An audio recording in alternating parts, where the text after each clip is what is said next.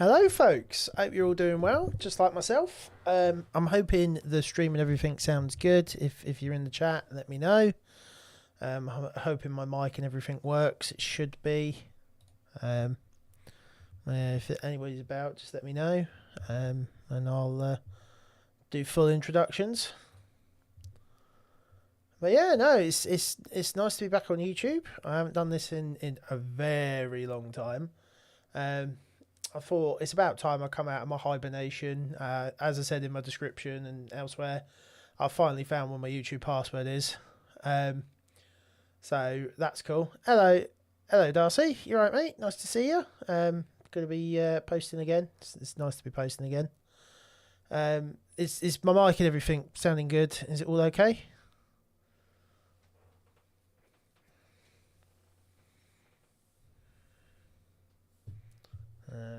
I'll wait for all the messages to filter through, if they are. But yeah, so it all seems to be going fine on my end. Yeah, I know. I assume that means you can hear me. Yeah, cool. So yeah, so for those of you, including Darcy, I haven't posted on here in a very, very long time. Not because I didn't want to. Just a lot of things got in the way. Life gets in the way and stuff like that. And I found a lot of my motivation for this was for a long time about getting a job. I wanted to turn it into my job. I didn't want to enter the real world. Didn't want to get a real job. I was still like Peter Pan in fairyland. So yeah, it's one of those things where I've been meaning to get back on it as a hobby. For the longest time, because any of you that work with me, I have had a job since last time we spoke. I got a new job and things like that. So I don't know. I've been talking to all my colleagues and such about films 24/7. I still go to the cinema quite often. I still see a lot of people, and I still tell them like what I've watched. I've still got my Odeon Limitless subscription for those of you that remember that. So I still go and watch films. I still engage with films. I still go on Letterboxd, but and log stuff and serialized as well for TV shows and such. So I'm still in the film community. I just haven't really posted in a very, very long time. And yeah, I want to change that. New year, innit? Like I don't know if this will be a New Year's resolution, but I want to take it not seriously, but I want to use this as kind of like my personal blog more than anything now.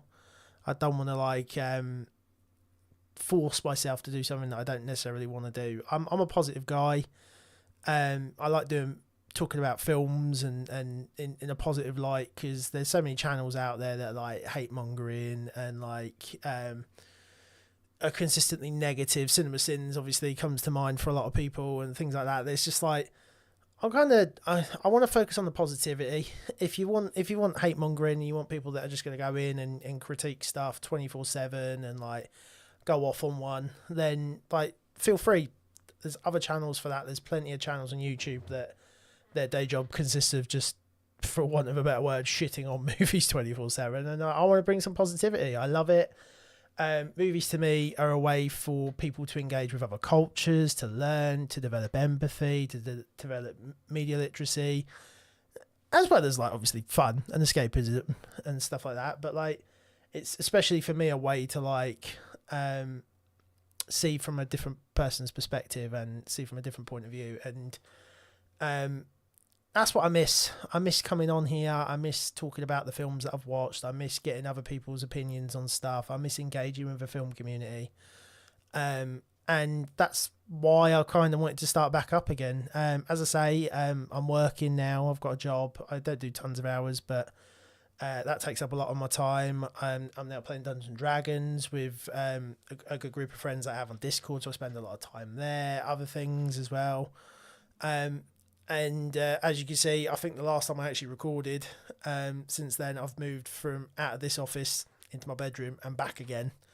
So yeah, a lot's changed, but also at the same time, not a lot's changed, which is kind of cool. And yeah, that it's just like obviously I always seem to do. I always seem to make a video of "Hi, I'm back," and then proceed to like make 0 videos for the next month. But Yeah, I just want to use it as kind of like if I've gone to see something.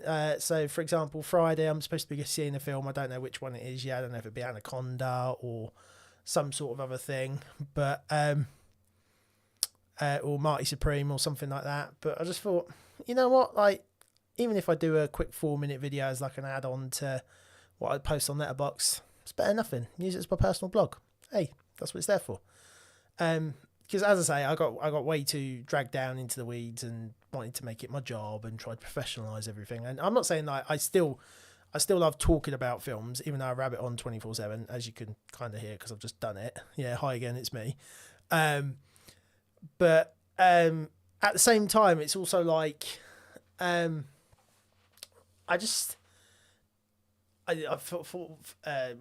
completely lost my train of thought because of that joke, but. Yeah, it's just one of those things where like I want to get back on it. I don't want to take it seriously. I want to use it as a personal blog. I got way too bogged down in the weeds of like needing to do a podcast and trying to professionalize and like thingy. Whereas I love talking and I love editing. Editing is like my passion. That's the thing that gets me going, as like many of the guys in my Discord server can kind of like attest to. I love just editing videos and making weird graphics and adding in weird edits and adding like my humour into things and stuff like that. Speaking of which, this live stream, once I actually get started, will be chopped up into a video probably later down the line that's a little bit more professional, has some voiceover and some edits and stuff. But yeah, I just wanted to jump back on, have a chill stream, talk a little bit about some movies, and then yeah, see who else wants to join. As I say, I'm going to be reading comments as I kind of go through related to the films, but if you've got any of like your favourite things from 2025, movies, games, TV shows, books, albums, anything else you can think of, theatre, if you're into theatre, I don't know who's watching, I don't know if I've got some of my like old subscribers and stuff, just anything you're kind of into, like just tell me what you've been most looking forward to this year, what you've enjoyed this year, and while that's happening, I'm going to go through and rank all 58 movies that I saw in 2025. So yeah, I saw a lot. Obviously there's a mix of streaming and a mix of theatre. I'm not counting movies that I saw during 2025 that came from other time periods, whether that's like the 2020s or like 63. Like I recently watched The Great Escape for the first time all the way through. That's not going to count.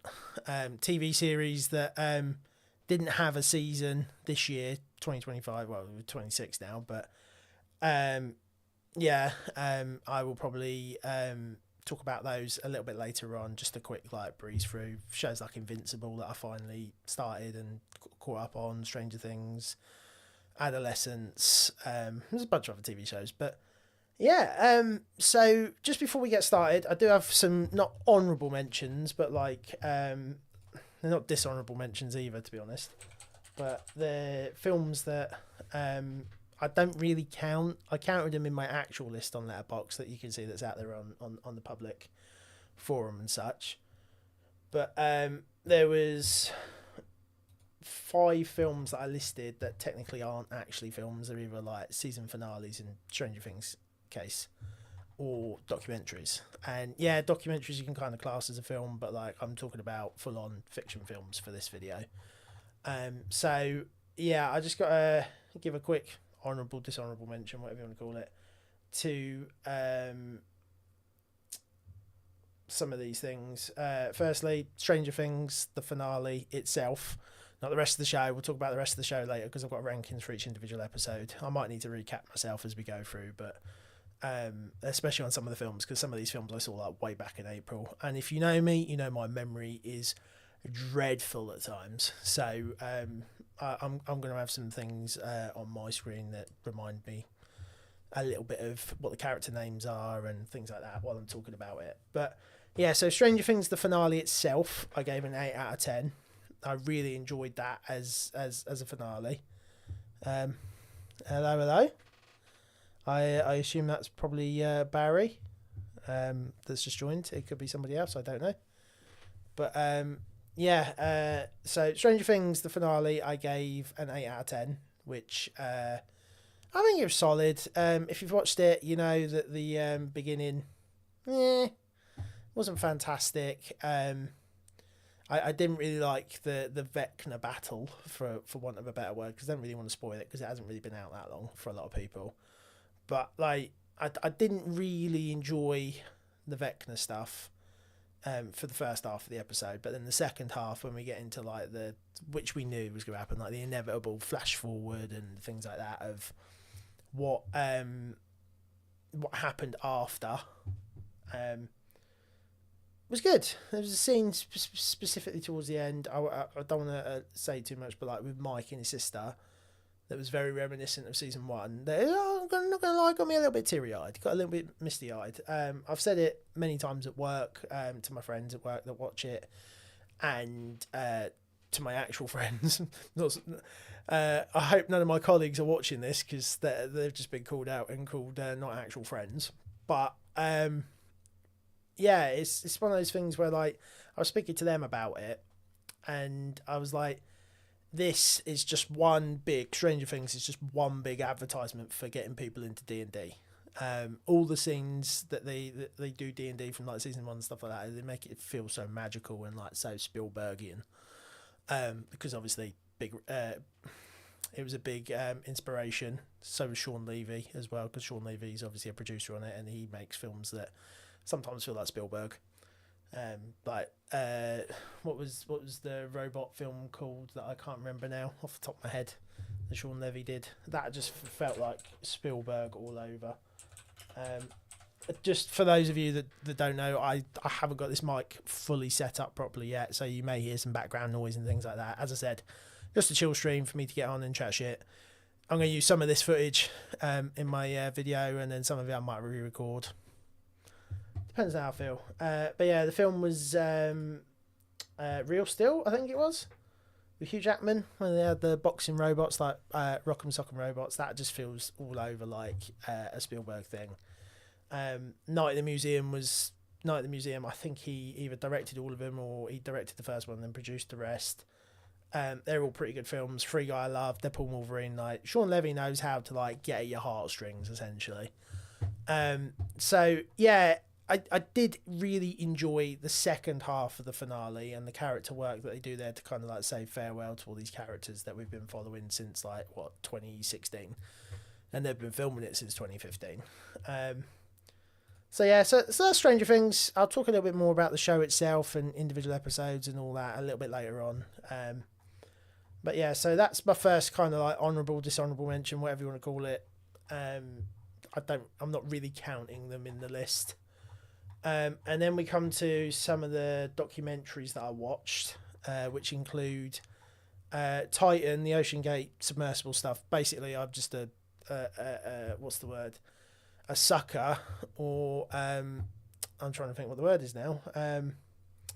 For thingy, I just glaze like Netflix true crime documentaries. Like, I half the time they're terrible, they're shit, and like they're full of misinformation. But do you know what? When you come home from work and you've got a curry like or a Nando's, or like some sort of thing that you've picked up, or a pizza, just like most people watch YouTube when they're eating a dinner. It's just like a tradition that most people do, especially in my household.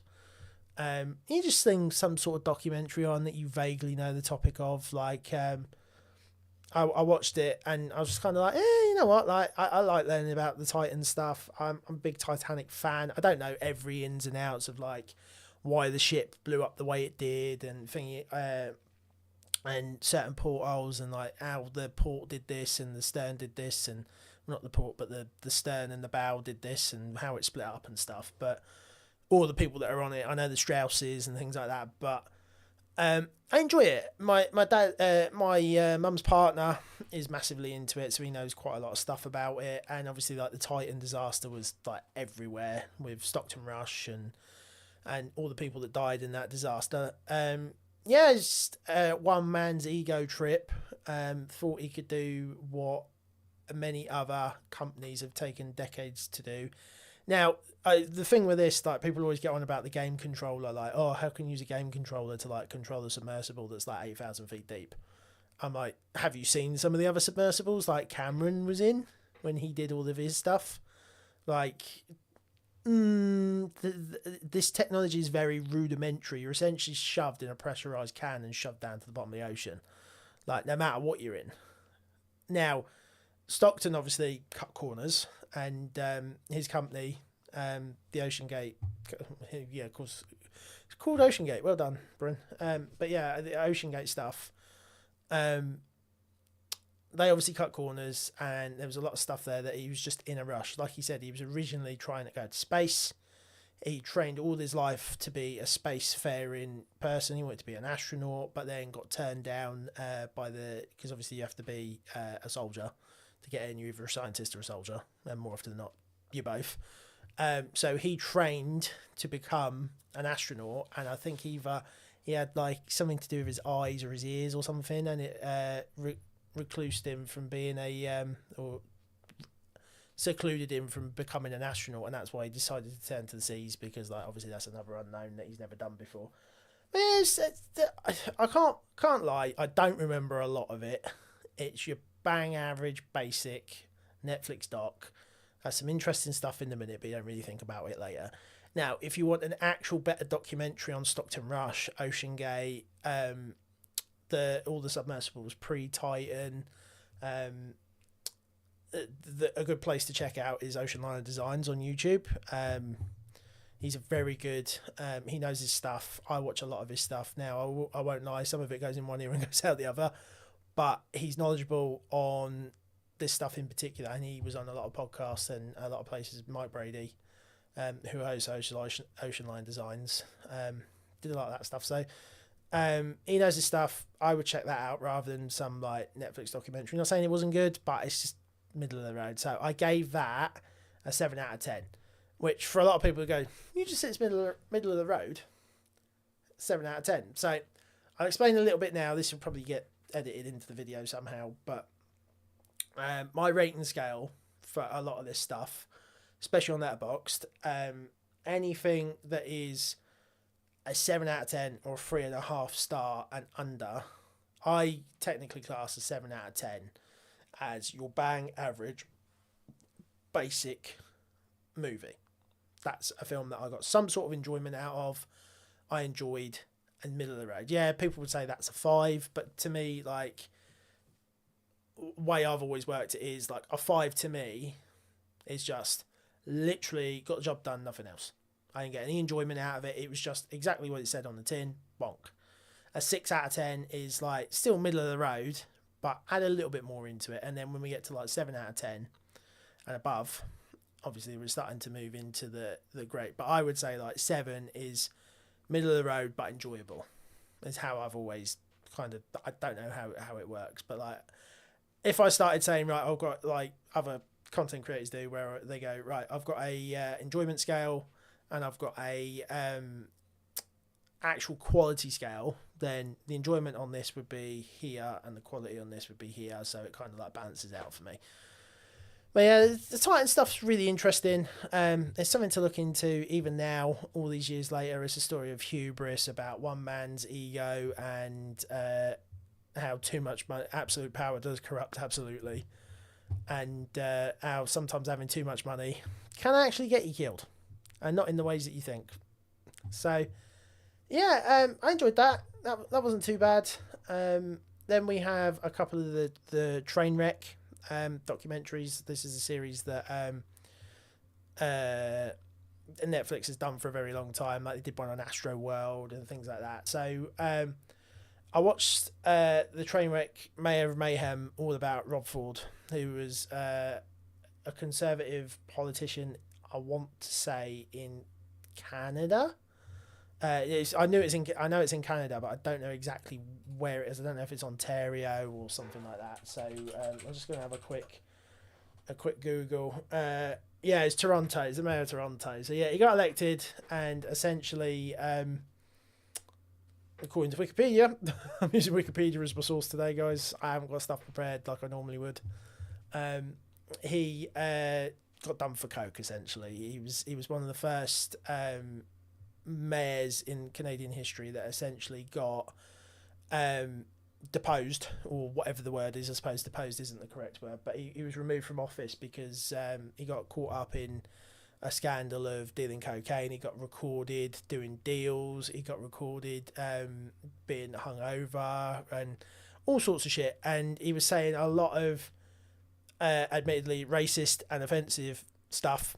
And it all got caught on video and it got leaked to the press and his life blew up. But he was a very controversial mayor.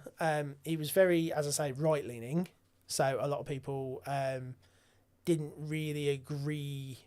From what I remember, this is all. I'm not saying this is fact. I'm just saying this is my recollection of the events.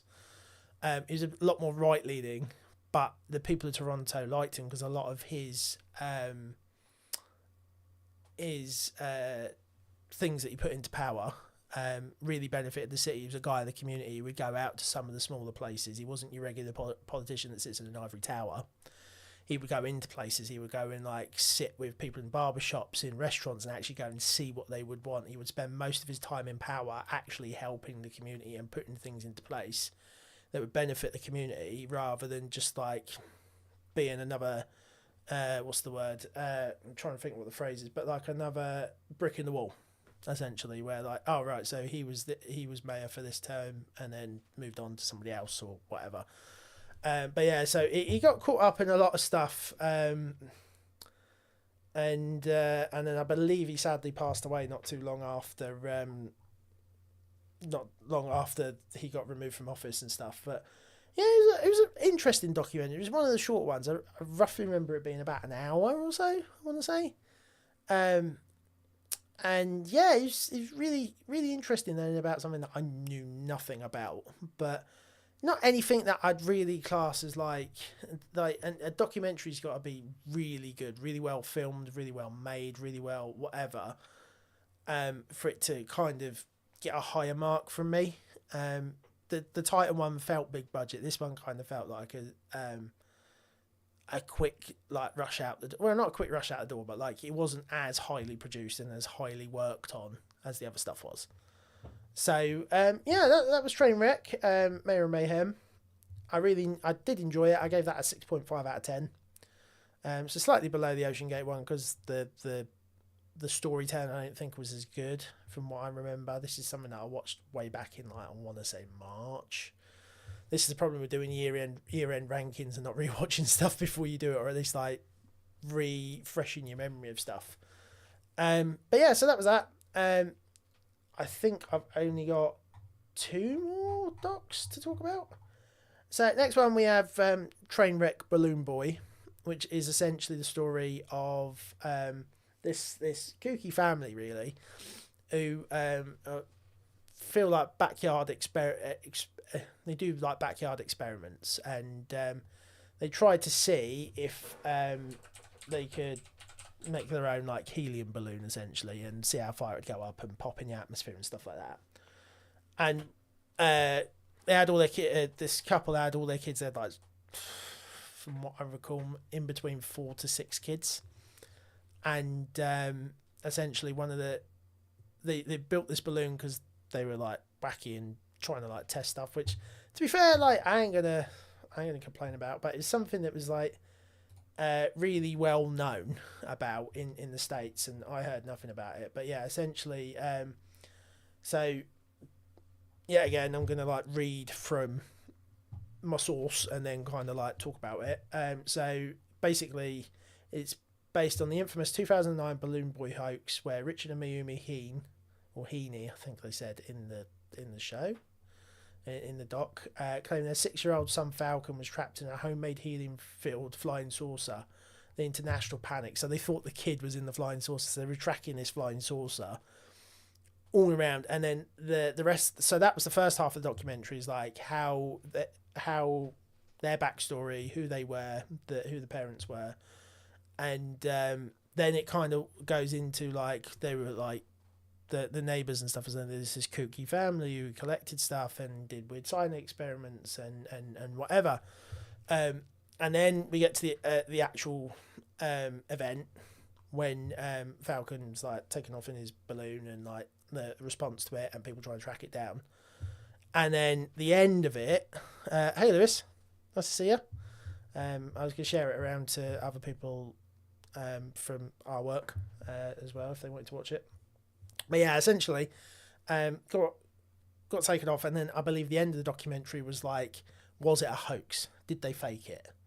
And they did like a full deep dive into what Richard and Mayumi were thinking. Was Falcon really in the thing in the first place? Was it just all an elaborate hoax because they wanted publicity and thingy? And it went into like their mind state of like, we were just here just to essentially talk about they wanted exposure, but at the same time they didn't want it to go that far, essentially, from what I remember. But yeah, so it was a good documentary. I remember enjoying most of it. I want to say this was another one I put on around like the dinner table with my sister at dinner. Wow, well done, very intelligent.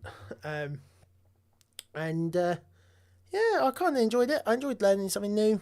I didn't know anything about it. It seemed like it was a pretty big thing in the States, but not here.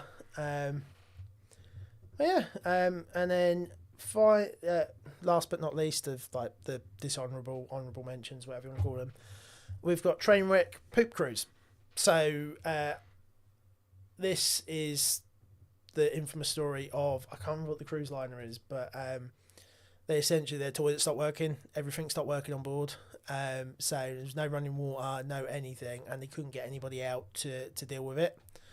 And everybody knows this story. I've probably heard it somewhere and stuff like that. So I'm not going to go fully into it, but yeah, it was one of those things where like it was basically just a bunch of like people. There's especially, I remember there was the group of like 3 women that all they did was just fucking complain the whole thing. It started to get on my nerves. It was just like them complaining about like, oh well, now we've got to like sort out the toilets, and now like they've given us these little bags for us to do our poops in, and now we've all got to squat together. And I was like, well, yeah, what do you expect? You're on a cruise, like, yeah, you don't expect it to break down and for you to have to shit in bags, but like they essentially said the same thing over and over again. There was some really interesting stuff in there, but yeah, overall it was stuff that I'd kind of heard about before and was kind of like, meh. Let's see what it was like and learn some more stuff. But yeah, it didn't really do anything for me from what I remember. And it was the Carnival Sunrise. Carnival are known for not being the best. What's the word that I'm looking for? Not shipping company. Cruise line. Carnival in the States have all, and here they have all the big ships, but they're known for like price gouging, cutting corners. Not the Ryanair, but like that type of like. What's the word? That type of rep where like they just kind of cut corners and price gouge, a bit like Disney, the Disney parks. But yeah, so that one I gave a 6 out of 10. It was still, as I said, like my rating scale's a little bit different to other people's. It was serviceable, but there was a lot of things that did irritate and frustrate me. So I was just kind of like, yeah, I appreciate the production value behind it, and some of the camera shots were good, and some of the use of historical footage was good, but the actual like what they were trying to say was just like, look how horrible this cruise was. I was like, well, yeah. Sometimes things don't have to be made Netflix. But anyway, so that's my thoughts on like the separate things. So as I say, Stranger Things gets an 8 out of 10. The Ocean Gate thing gets a 7 out of 10. The Rob Ford train wreck and the Balloon Boy train wreck I gave a 6.5, and then the Poop Cruise one I gave a 6 out of 10. So yeah, so just quick before I move on to the list, anybody in the chat want to put in some films that we can kind of talk about, or things that they liked in 2025, or yeah, anything you want to talk about, music, books and such, because I don't know who's watching along. I'll give you a couple of minutes to get your answers in and such. But yeah, I really do. Just while you're doing that, I'll talk a little bit. Speaking of Netflix, I'll talk a little bit on the Netflix deal with Warner Brothers, and what came out the other day about Ted Sarandos, who obviously runs Netflix. He's their CEO. I'm saying if they buy Warner Brothers, they're going to shorten the theatrical window to 17 days. And I think, personally, like, no matter who wins out of that bidding war, it's looking most likely to be Netflix. Whoever wins out of that bidding war, just... It's not going to be good. Paramount literally just wants Warner Brothers so they can take over CNN, I believe it is, and strip it for parts. Because or is it CBS or one of the American channels? Because obviously Larry Ellison's son, who runs Paramount at the minute, bought him through Skydance, who was the production company on a bunch of movies you know, but most well known would be the Mission Impossible series. David Ellison, I believe his son is. Larry Ellison was the guy behind Oracle. And they're very right-leaning, and essentially they wanted to buy it because they want... It's either CNN or CBS or something like that. And, it's one of those things where, like, they only want it for that. Yes, they'll do well theatrically, and yes, they'll do well by these films that are made thingy, but then at the same time, with their political leanings, are they going to be more open to making different types of movies? Would a Sinners get made? I'm not saying they wouldn't, but I'm just like, I would kind of doubt that the people that like want to not push this agenda, but like are that way inclined and are big Orange Man fans. I don't want to go too political, but on here, but yeah, that I think they only want it for their nefarious ends, whereas Netflix, come on, it's Netflix. All they want to do is like rob everything for streaming. Like, theatrical window 17 days, 2 weeks. So a film goes to cinema for 2 weeks. You put $300 million into making a film, and then you release it in cinemas for 2 weeks and then drop it on Netflix, and a bunch of people see it and then it gets forgotten about. And like me, as you can tell, being a big physical media nerd, it's like, well, they ain't going to carry that on. So I'm gonna be able to get all my DC movies and TV shows on physical media. So they just both sides scream bad. I would quite happily just have Warner Brothers stay where they are.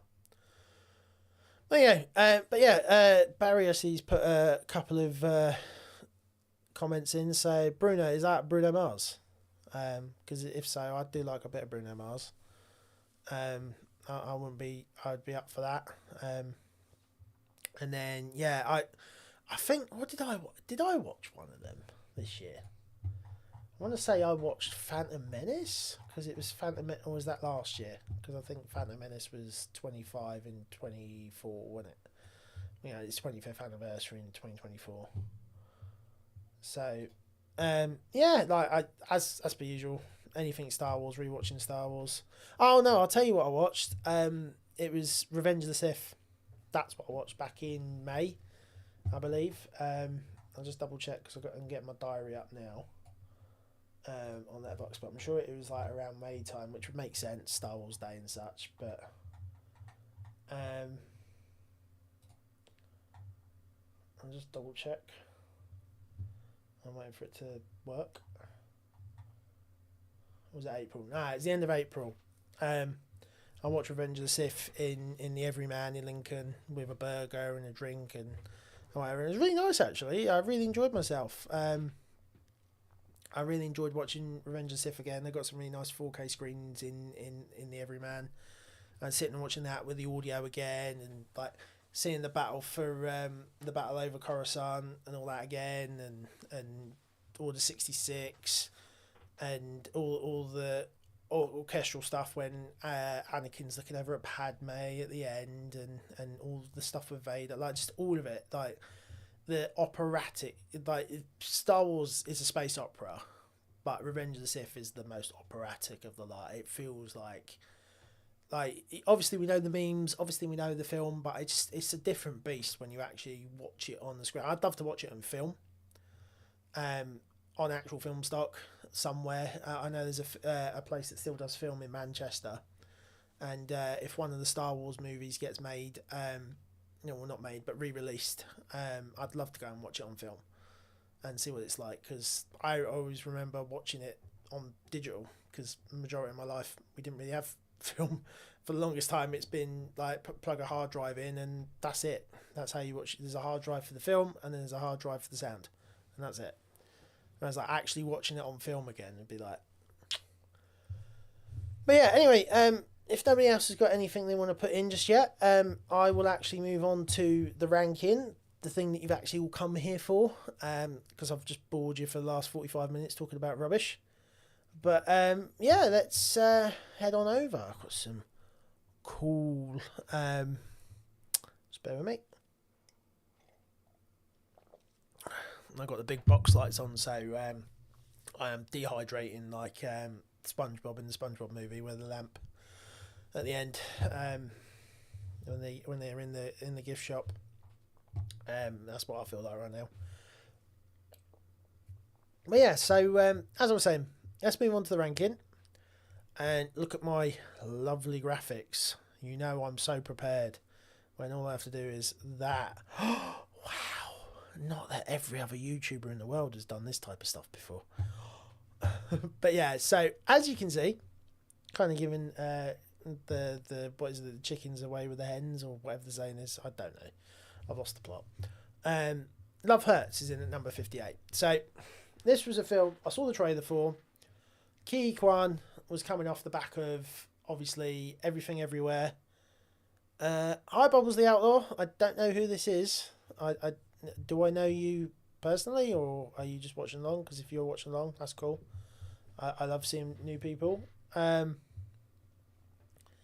yeah, so Love Hurts. So as I say, off the back of Ki Kwan's amazing 2023, Everything Everywhere All at Once, which I loved, fantastic film, really really good, like emotional film, multiverse done right. Looking at you, Doctor Strange Multiverse Madness. And then he also had Loki season 2, sorry, which came out in 23 as well, I believe. So, hey Weston, you're right.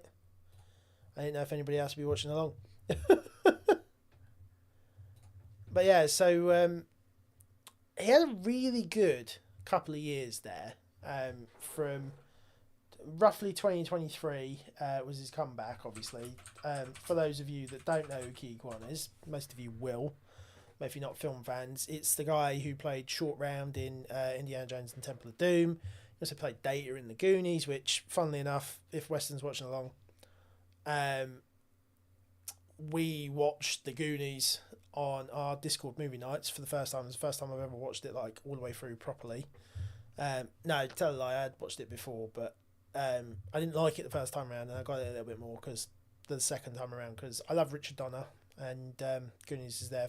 Goonies was one that I always wanted to watch. But then, as I say, so Ki Kwan had a really, really good 2020. Oh, was it 2022? Yeah, 2022. I lied for Everything Everywhere. And then 2023, he obviously had Loki, and then they had the American Born Chinese show, which I've still yet to watch, and I really do need to watch. So I saw this trailer, and I was like, right, Ki Kwan doing a nobody style movie, John Wick, that type of studio. I think Love Hurts is even made by or produced by David Leitch and 87 North, which are the people that I think that's David Leitch's company, who's the guy who directed Bullet Train and all sorts of other stuff. I also thought 87 North was the one that was run by Chad Stahelski, but I might be mixing up my production companies. But yeah, they're mainly known for like doing the John Wick films, Nobody, Violent Night, Fall Guy, bunch of stuff that like you kind of get the vibe. They're like fun action romps, with good cast, especially a funny person in the lead, or somebody like unexpected in the lead. So like with Nobody, obviously it was Bob Odenkirk. You're like, Better Call Saul. Oh wait, actually no, Better Call Saul. Saul Goodman can actually fight and can actually scrap, and we're going to do something really cool with the fact that you don't expect Bob Odenkirk to do this stuff. And then the same with Violent Night, you're like, it's a cool Santa movie, and then like David Harbour just like wrecks shop and kills a bunch of people and ends up killing a bunch of robbers that have decided to rob a house and try and attack him and stuff. It was really fun. I need to rewatch that film. I should watch that at Christmas actually. So you've got 87 North involved, who are David Leitch's company. You've got Ki Kwan, who's had a fantastic couple of years. Ariana DeBose as well, who a lot of people have been less kind on. She won. I'm sure she won Best Supporting Actor for West Side Story in 2021, and then since then she's not really done much. She's been in like Craven. She's been in.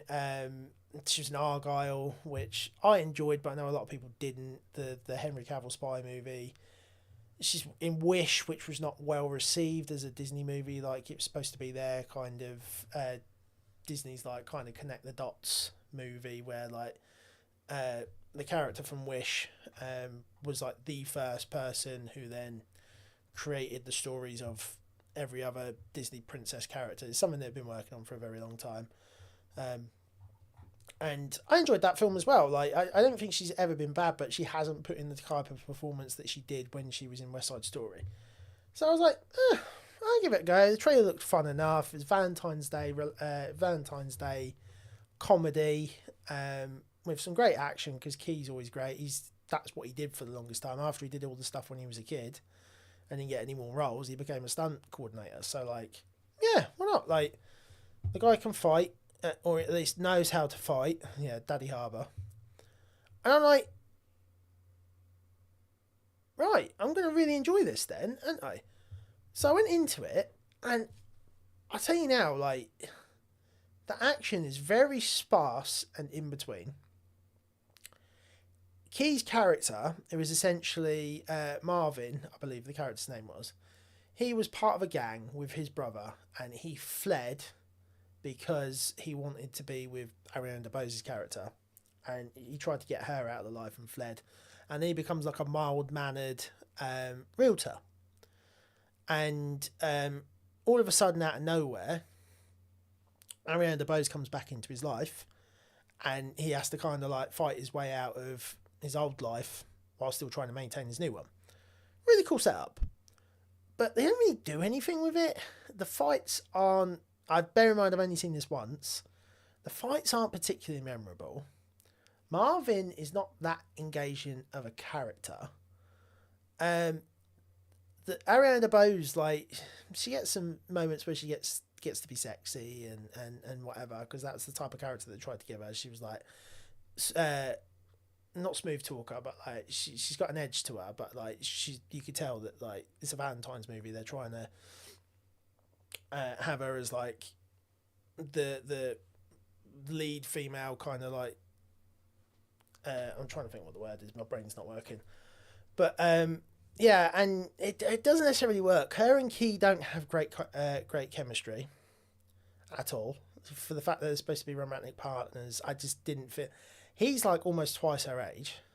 And I was just like, is this really what I'm watching? The characters aren't written well. The story is just not that engaging. Like Novocaine, which obviously came out the same year, does the mild-mannered kind of guy who's in a rut in his life much more interestingly. And obviously, like, the fact is Novocaine, they gave him, like, he can't feel pain. You can do a lot more creative stuff with that, and also do some more, like, yeah, I agree. It didn't do what I wanted it to do. I wanted to go and have a fun time. It's only an hour and a half, and yet it feels like it's 2 hours. His character doesn't really work. The romance doesn't really work. I will say the two characters, his friend, who's also a realtor, that's in it. I can't remember. Leo Tipton. They play Ashley, and and their partner in the thingy, the Raven, who's like another hitman that's sent to track down Marvin and bring him to his brother.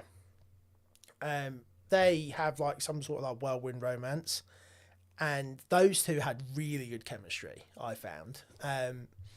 He's supposed to be like this nonchalant. He's the Raven, and he's got like a really cool design, a really cool look, and he doesn't really talk that much. And I thought it was good. I thought that was going to be where it was going to go, like a cavalcade, not cavalcade, I can't remember what the word is now, but a cavalcade of different hitmen trying to track Marvin down, and eventually like they get together, and it didn't work. Their relationship worked, but oh yeah, I don't know, it didn't really work. I'm not gonna lie, I don't really want to talk much more about it because I've been going on about it for a little bit now, but it didn't work for me. I'm not gonna lie. So yeah, so that got a 5.5 out of 10. As I said, my ranking system is busted. A 5 is a below average film for me, and a 7 is right above average for me, because a 7 doesn't blow your mind, but it's also fun enough that I could go and watch it. So yeah. So next we have one of the big Netflix releases of 2025 in the Electric State.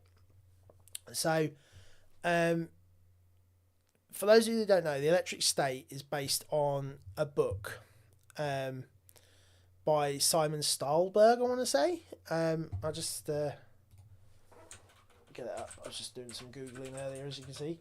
I can't even spell now. But it's based on a book by Simon Stahlberg, I believe his name is, or Stalenberg. And it's a visual story, essentially. So, like, he's a graphic designer, and he made some really cool work where, like, he incorporates, like, the fall of America, whilst also keeping kind of like this 60s, like, kitschy vibe, where, like, it's got very it's kind of similar to Fallout to a certain extent, where, like, it keeps all the branding and stuff like that of thingy, but it's also kind of dark. It's kitschy but dark, if that makes sense. And if you look at the book, Stalenhag is his name, but, like, some of the images in the book are just drop dead gorgeous. This was obviously, this one here was a big thing in the book. Like, they adapted a lot of the visual storytelling in the book, but it was just there to, like, kind of give you a feel of, like, the world of this post-apocalyptic world of, like, but kind of bring in some of the capitalism kind of, like, elements, if that makes sense. Like, this is why when I do these kind of streams, I just zone out and kind of just talk off the dome. Normally I'm a little bit more prepared, but yeah, I really like some of his designs are, like, really striking, and obviously it's about a robot uprising,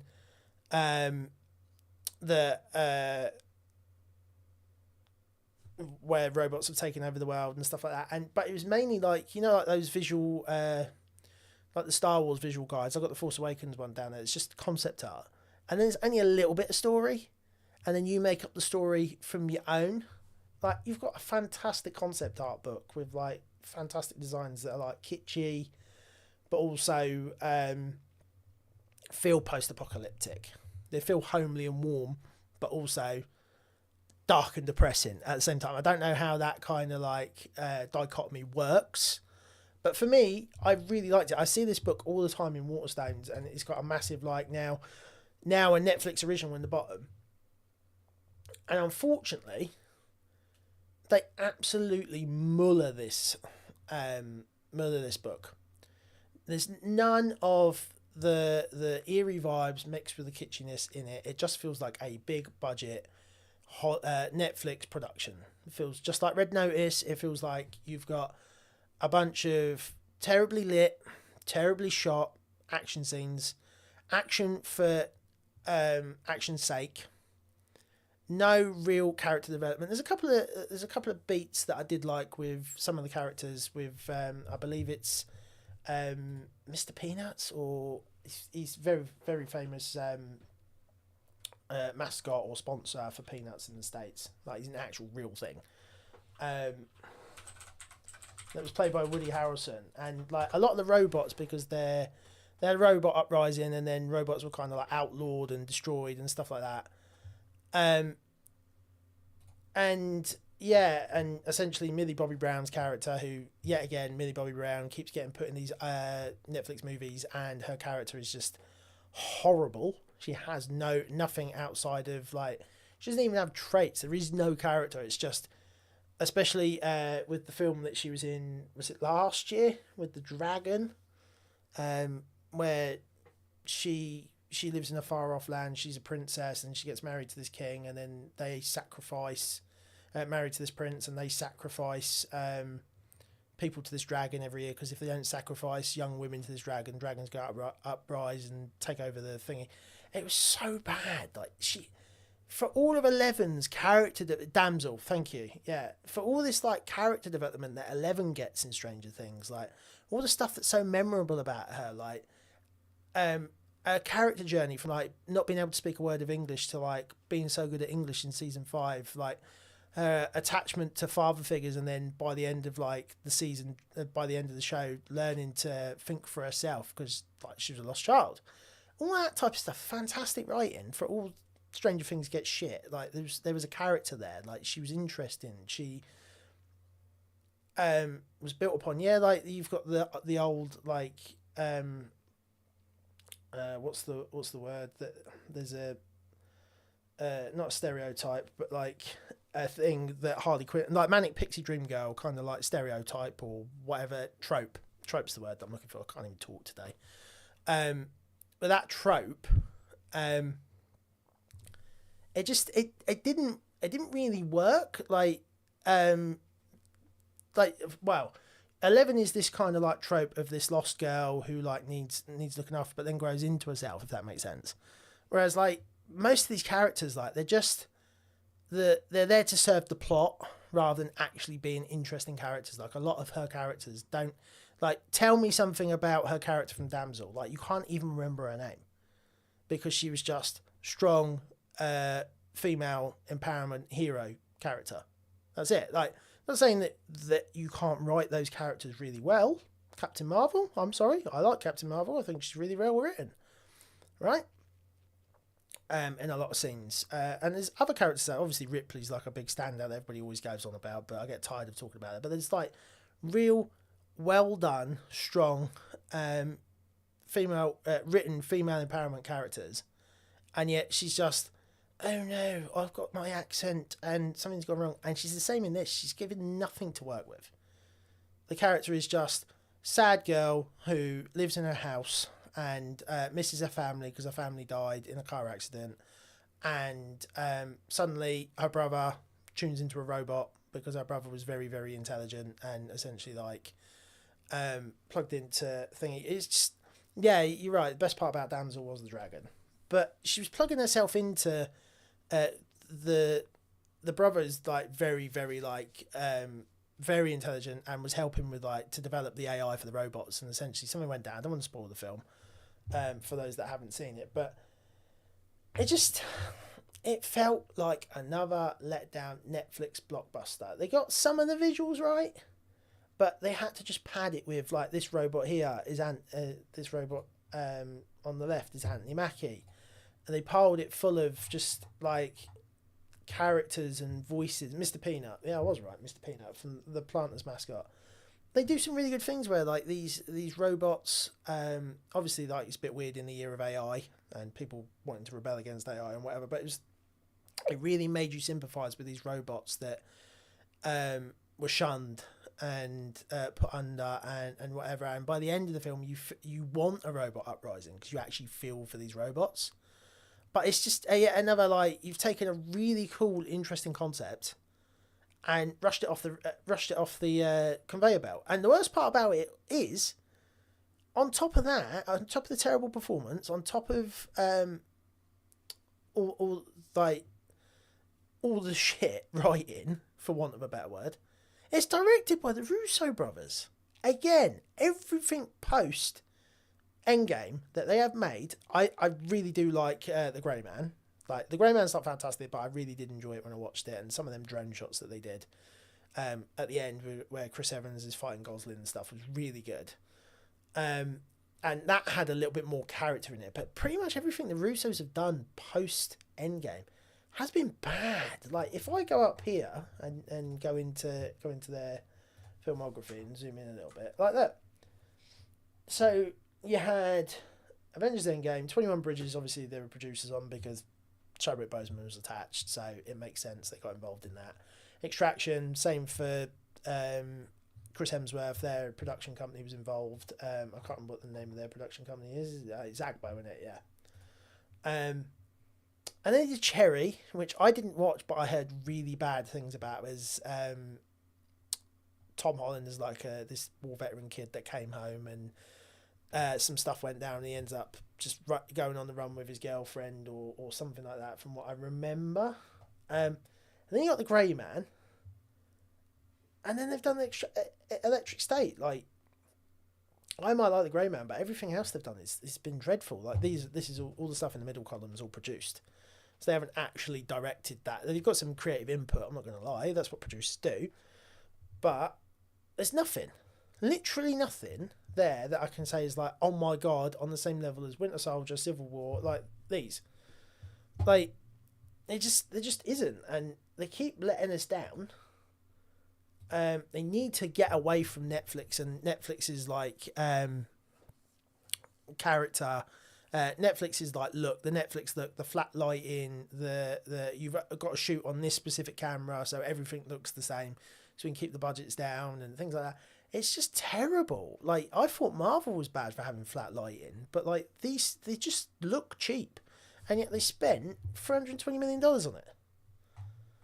Right, and like the score wasn't too bad. The Silvestri score wasn't too bad, because Silvestri always makes a really good score. But like, there wasn't really anything there. Chris Pratt was just doing Chris Pratt things. Like, there wasn't anything going on under the hood that would like actually get you involved, apart from like the robot stuff, the robot uprising, from what I remember. And bear in mind, this is another one I only watched once. It didn't really hit me where I thought it would. And after going and finding out about Simon Stalenhag's book and reading through it, I was like, this is the type of thing that we got. This is the type of thing we could have got. This like dark, post-apocalyptic, essentially, like I say, Fallout. But there's just something about those images that just like the scale of some of the images that were in the book, the way some of them looked. There's a game coming out, I can't remember the name of it off the top of my head, where you're like scavenging in the end times, where AI is taking over, and like you've got massive like Titan size from Attack on Titan robots and blood and guts and stuff, but they also make it kitschy enough that it kind of feels appropriate for kids in the book, in the Electric State book. So it's like, it just took another thing that like was an interesting idea and just went, no, we're just going to Netflix it. And this is why I'm worried about Warner Brothers being taken over by Netflix. Yeah. So yeah, so that was number 57. As you can see, I gave it a 6 out of 10. So, yeah. Yeah, I agree with that. I mean, the book was really good, but the adaptation was poor. And then, yeah, so next up, before I spoil it anymore, Happy Gilmore 2. I love the first one. The first one, not every joke lands, not everything kind of hits the same way as it did back in the day. Some of the jokes are a little bit too crass, or a little bit too, I would say, like, some of them are a little bit ableist, because obviously, like, Adam Sandler in the 90s always played his characters a little bit autistic, for want of a better word. And it just, yet again, it's just like the Electric State. They took something that I loved and did nothing with it. Now, I had some interesting ideas about, like, Happy Gilmore being miserable in his life, going to shit after all the fame, and then having to come back out of that and like having to fight his way back in. But it's just way too. The biggest thing with this problem. I told you I can't talk tonight. This is why I need to get experience at talking on YouTube again. The problem with this film is it's just the cameos.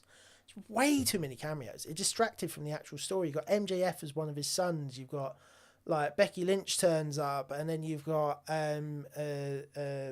I forget the name. Benny Safdie's in it, and then Bad Bunny turns up, and then like there's way too many cameos. The fact that they killed Julie off straight away, Happy's wife from the first film, straight away, I was like, what? It's just daft, like daft decisions yet again made for the paycheck. And like Adam Sandler, I love the guy. I think he's such a sound dude, but it just, I think he's a really nice guy. But as has been said since like probably around the Grown Ups era, he just wants to get paid to make films and enjoy himself. He doesn't really care if the films get good reception. He doesn't really care if he annoys the fans. He doesn't really care of like obviously his older properties, not the newer stuff that he makes. He doesn't really care. But then like all of a sudden, every so often you get an Uncut Gems or a Hustle where he plays like a basketball scout, and like that was a fantastic film. And that was a Netflix film. So it was Uncut Gems was made by A24, but it was then released on Netflix. And I'm like, they just threw cameos at your face. Netflix look again. The stuff of like, oh, you're gonna cut your tendons, so now you can stretch all the way back. Yeah, I know it's a comedy, but like, really. And then it's just, a lot of the jokes. I've only watched it once. This is another one yet again. I've only watched it once, and my memory is not great. It just was batshit. I couldn't get into it. I was there at the beginning, even when they killed off his partner. Yeah, I said I wasn't going to do spoilers, but it's so integral to my hate with this film. They just went in way too far. They went too far in on the cameos, on the spectacle, on that. Well, everybody will just come back because it's Happy Gilmore, and everybody loves Happy Gilmore. Like, they bring back Shooter, and I want to say Christopher McDonald's probably one of the best parts of this film. He's absolutely hilarious. The graveyard scene where they're just fighting over everything, fighting over Chubbs' body and all the different graves and stuff. That it had me rolling. There were certain moments in this film, from what I remember, that like really had me going. Some of the scenes where Shooter's in the insane asylum and whatever had me. Some of the golf scenes, like towards the end, like really did work, but it just became far too goofy with the Uber golf. I can't remember exactly what they called it. This shows you how often I've actually watched, how many times I've watched this film. But I can't remember the name of what's his bloody name? Where's Benny Safdie? But the tour, whatever it is. Oh, that's the first Happy Gilmore. I'm on the first Happy Gilmore. Maxi Golf. Yeah, that whole thing from the Maxi Golf onwards. Like, I loved the golf cameos. I thought some of the funny bits from when they're all there in their yellow jackets or they're all there going on the tour was quite funny. Some of the references to the first one really worked. That I enjoyed. Like, when you've got a golf cameo in a golf related comedy film, even for people that aren't into golf, I get that it's just a cameo for those people. Like, they probably don't even know who those people are, but like, that works. But when you've got so many people, like, I can scroll through this and go like, look at all the celebrity performance, like, geez, like Becky Lynch, Reggie Bush, like Kelsey, Eminem. Oh, that was funny with him being the jackass guy's son. You jackass. Him, Eminem, and then when he gets eaten by the gator, from what I remember, that was hilarious. Eminem's whole bit was fantastic. So there are like really funny moments in there. That thing, the fighting in the grave, some of the stuff in the insane asylum. Like, there is some good stuff in it, but it just becomes, by the end of it, way too goofy. Way too goofy. And not funny goofy, just like, what am I watching goofy? Now, this is one I do want to revisit eventually. Love Hurts, I probably will at some point. But this is one I do want to, because when I watched it, I did feel like I was being overly harsh on it because it is Happy Gilmore. And it's one of my favourite comedies of all time. But like, yeah, it just didn't hit the mark for me at all. Well, not at all, but like, it just didn't hit the mark for where I wanted it to be. It's got some good moments. There are some things that I will revisit in the future, and things like that. But yeah, I just disappointed, and that's why I guess a 6 out of 10. I think even like if we review my here's my review. They become, like I say, it becomes a bit, where's Waldo, deep fake it, deep fake usage in the opening scenes. Yeah, I forgot about that. They did deep fakes and de-aging and whatever was not good. Yeah, I just, you can read my full review if you want to read that later on. But yeah, it didn't work for me. It just didn't. So, moving on to 55. We are literally going to be here all night if I don't hurry up. Back in action. So, yeah, again, this is another Netflix big budget cast spy movie where Cameron Diaz, this is her return to acting essentially this year because she took a long time off to go and do modelling and other stuff. She just took a break for acting, I think, for a decade, I want to say. I think just after Night and Day came out, maybe a year or so after that, she just took a break from acting, and this was like her big comeback with Jamie Foxx. Now, Jamie Foxx can make any like wooden character charismatic just by being Jamie Foxx, and essentially that's what this film is. You don't care about the characters, you don't care about who they are, you just want to see Jamie Foxx have really good chemistry with Cameron Diaz. The villain's not too bad. I can't remember who played. I think was it Danny Houston? Or am I getting my Naked Gun mixed up? Because I might be getting my Naked Gun mixed up. Let me just double check. This is what I say. Normally I come a little bit more prepared. Where are we? Oh yeah, Andrew Scott was in it. Oh yeah, I totally see. This is what I mean. I totally forgot half the stuff that was in this film because it was yet again another like serviceable kind of film. He was quite good in it. Jamie Demetriou as Glenn Close, who was Cameron Diaz's character's mum. Glenn Close was quite good in it. Some of the action scenes, like the sniper scenes and some of the fight scenes, were quite good. But it just reminded me a lot of that Family Plan movie with Mark Wahlberg, and like this is like generic Heart of Stone Netflix kind of action film, spy film. Like if there's one generic template that Netflix makes all their films about, it's generic spy movie, generic spy action movie that you watch once and you forget about, and it just hits the back of your brain, and then point in case you remember some funny moments from it, and then that's it. That's essentially what this film is. If you wanted the most middle of the road film I've watched this past year, it's this film. It didn't disappoint me. I didn't hate it. I didn't love it. I didn't think anything was particularly stood out, but nothing particularly was terrible. I enjoyed my time with it. Will I revisit it? Maybe not. But seeing Cameron Diaz back in acting again, some funny moments with Glenn Close and Demetriou.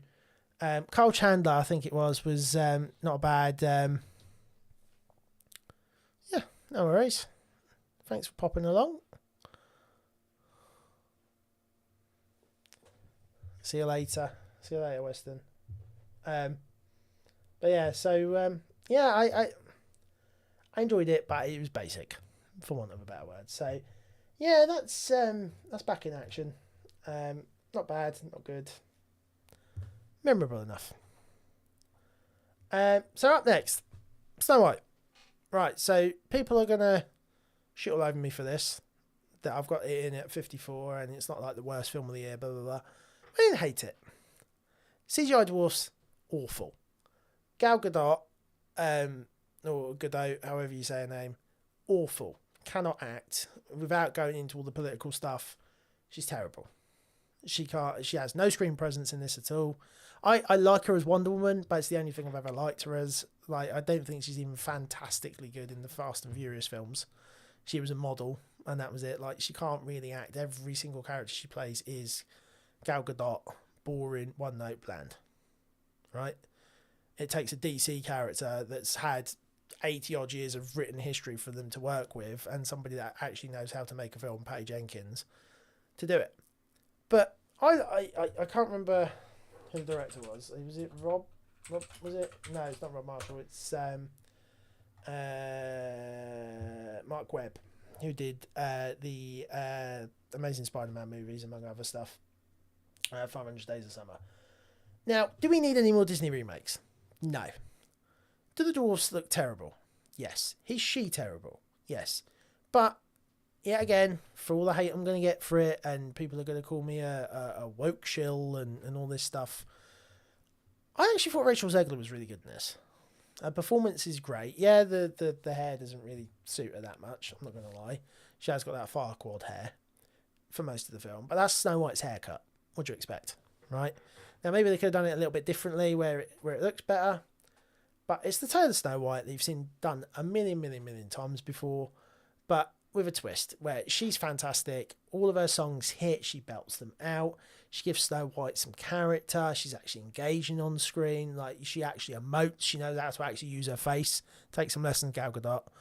Like, when she's sad, she actually looks sad. She's like, oh. And that was a Trump impression. But anyway, yeah, like, she actually knows how to emote and how to get into the skin of a character. Like, she doesn't feel like the animated classic, but she makes it her own. Like, there's certain scenes with her and the queen, the evil queen, and it works. Like, she's made to be a, obviously, like, slave, essentially, for want of a better word. And when she's like her or I can't remember what the word is now. She cleans the castle and stuff like that, and like, she really makes you empathise with her. And then I can't remember what you call them now. They essentially did doubles with the elves, because everybody complained that the elves were going to be live action and look nothing like the thingy. But I actually thought what they did with I can't remember what they called them now off the top of my head. Snow White's love interest, this guy, I thought he was really good as well. He was like he was part of a band of bandits and all that when she first goes into the forest, she runs into. But it didn't have that Disney magic. A lot of the performances were not fantastic. I'm not going to lie. Apart from Zegler, and I thought Andrew Burnap was quite good as Jonathan. And their like kind of relationship really works well. And there's certain scenes where she's with the dwarf that I thought worked well as well. But it overall didn't really work. But there was actually some redeeming qualities. This is why I put it over like Back in Action and things like that, is because like Zegler's really good, and some of the other moments are really good. That some of the songs that she sings are fantastic, but everything else around it, all the terrible CGI dwarves, all the terrible CGI lands, Godot, the rest of it, it's not good. It was bloody dreadful, and I hated every minute of it when Rachel Zegler wasn't on screen, or Jonathan, the guy who plays Jonathan, wasn't on screen. And like, that's not what you want for your big remake. And obviously there's going to be a lot of issues with it beforehand, because a lot of people went into it hating on it, because a lot of people don't like Rachel Zegler, but she's a phenomenal performer. There's no way that somebody who didn't grow up being a theatre kid and did a lot of like Broadway stuff and then graduated to doing West Side Story and things like that, the Spielberg one, isn't talented. I'm sorry, she just is. She's great. And she essentially redeems the film for me. But yeah, so that's 54. That's Snow White. I'm going to move on to 53. Now, I don't have a lot to say about this. I think the performances in this are a lot better than Back in Action. This is why I've given it a slightly high score. This is yet again another kind of like middle of the road action movie, The Killer's Game. Got Dave Bautista in it. He's a hitman who, on one of his hits, he meets a girl which is played by Sofia Boutella. I like Sofia Boutella. She's the slightly more talented version of Gal Gadot to me. She's a better actress.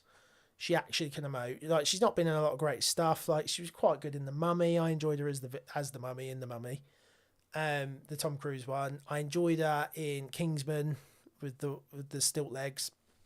I've enjoyed her in some of the other bits and bobs. She's not the best actress, but I think she at least tries, whereas Gal Gadot kind of like coasts on her fame, to me, personally. And yeah, so Batista's out there, he's doing a job, and he meets this woman, and he starts to get to know her. And while he's out on one last hit that he wants to retire with her, he starts getting like migraines and stuff like that, and he starts bleeding from the nose.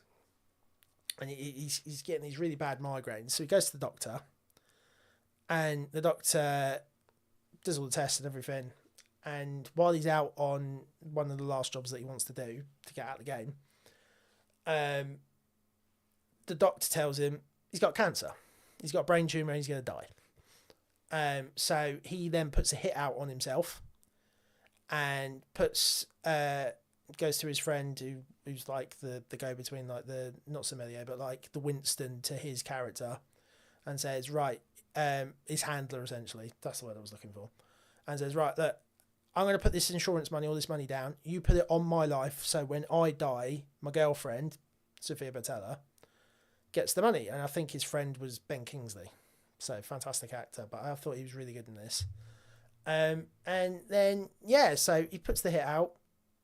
All these hitmen, Pom Clementieff, who plays Mantis, is in it. That's getting his friend a job, essentially, from Guardians. She plays the villain who puts the hit out on him. And the whole film is literally just like a John Wick film. He gets sent out. But the twist is, he doesn't actually have a brain tumour. That somebody mixed up his charts, and essentially all he needs is glasses.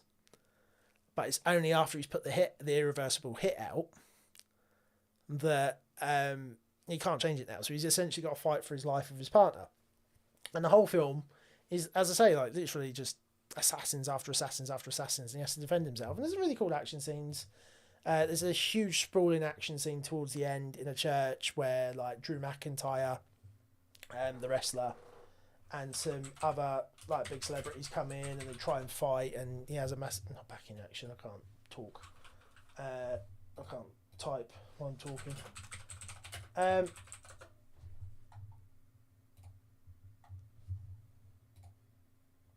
Yeah, so V is his handler or mentor, and that's Ben Kingsley.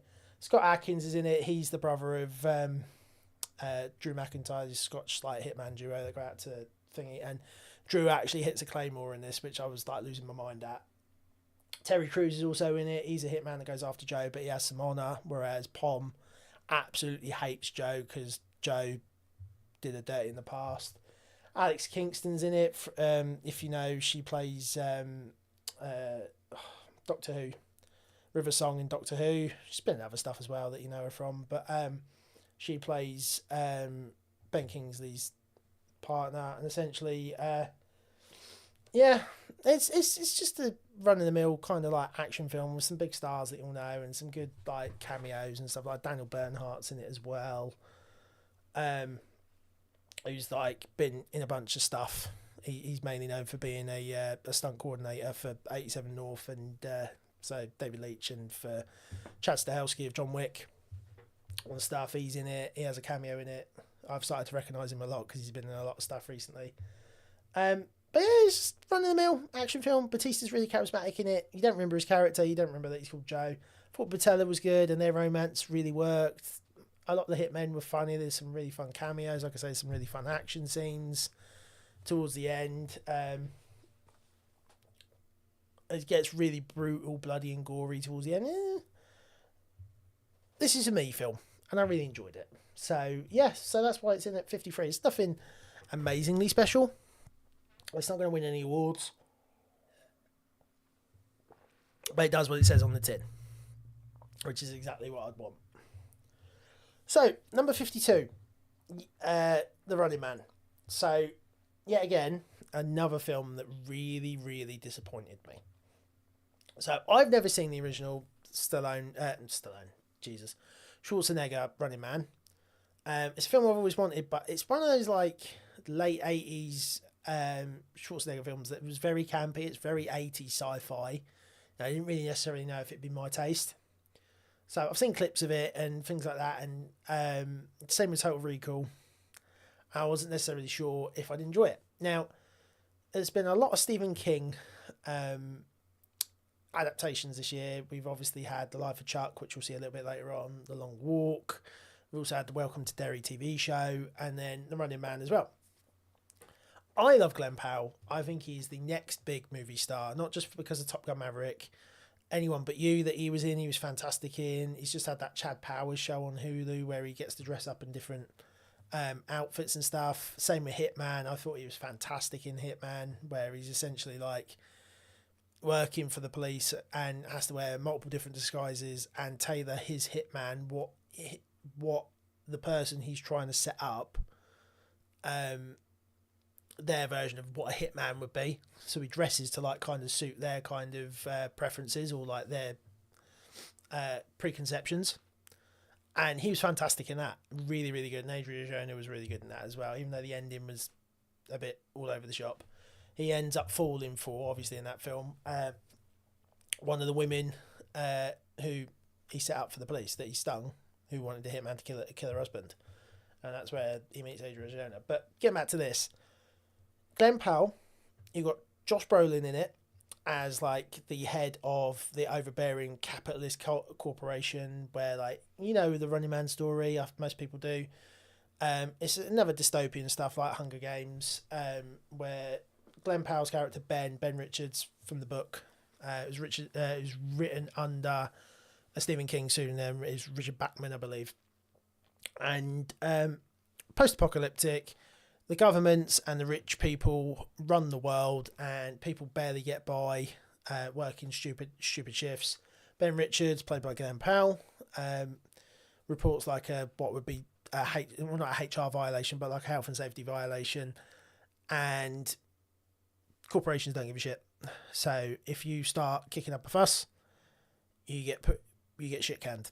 And if you lose your job or there's a black mark put against your name, you literally cannot work. You struggle to make money, to make ends meet. And the only way a lot of these people that have been blacklisted tend to get a job or tend to earn money is by going on the game shows, which is the Running Man, and there's some other ones as well. Essentially, Running Man is 7 days, or was it 30 days? You're given a 24-hour head start, and then you're hunted down by this crack group of guys, hunt you down. And if you survive the 30 days, you win a ton of money. And if you don't, then obviously you're dead. And I love Edgar Wright's movies. I think Edgar Wright's fantastic. He's very British. He's very but he can also tailor his style to the States. I really liked, I'm not the biggest horror guy, but I really liked Last Night in Soho. I thought the femme fatale twist in that was fantastic. He's always known for his sharp shortcuts, really good editing. His movies are made in the edit. His fantastic scores with his collaborators, and like his cinematography, and like the way he composes shots. Only Edgar Wright could compose that shot, and make that film. And there was none of that in this. It just did not feel like an Edgar Wright movie at all. None of the colourful script, like, because he writes his scripts as well, like there was none of that like really interesting Edgar Wright characters who like lovable characters that you fall in love with. You want to fall in love with Ben Richards. Yeah, he's this big jacked Tom Cruise leading man kind of guy, but Glenn Powell has that charisma and that comedy that he's not just playing the uber big buff Schwarzenegger type of character. He's like a heart of gold. He plays a bit like Ryan Gosling, where like he can be big, tough, and do the big action scenes, but you also really care for him. You don't hate him because he looks good. You actually empathise with him because Glenn Powell's that good of an actor. And it's just, there wasn't really any good character writing in this, like at all. Like I cared for Ben Richards because it was Glenn Powell. I didn't really care for Ben Richards the character. Which isn't necessarily a bad thing, because if you're going to have Glenn Powell in your film, that's the reason he's there, to me. But it didn't really work. I thought there's going to be a lot more critique of the capitalism, and like, this is what happens if you let capitalism run out of control. And this is essentially what the story is. Don't let greedy people rule the world, right? And there just wasn't really that much. It became a basic action story for most of it. And yeah, it's fun. Has some really fun action beats and but the social critique was really what I was looking for from this. I didn't really give me that.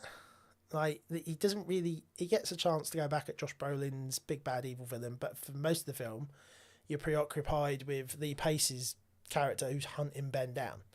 So you don't really get to deal with the big head of the corporation and dealing with him and stuff like that. Like,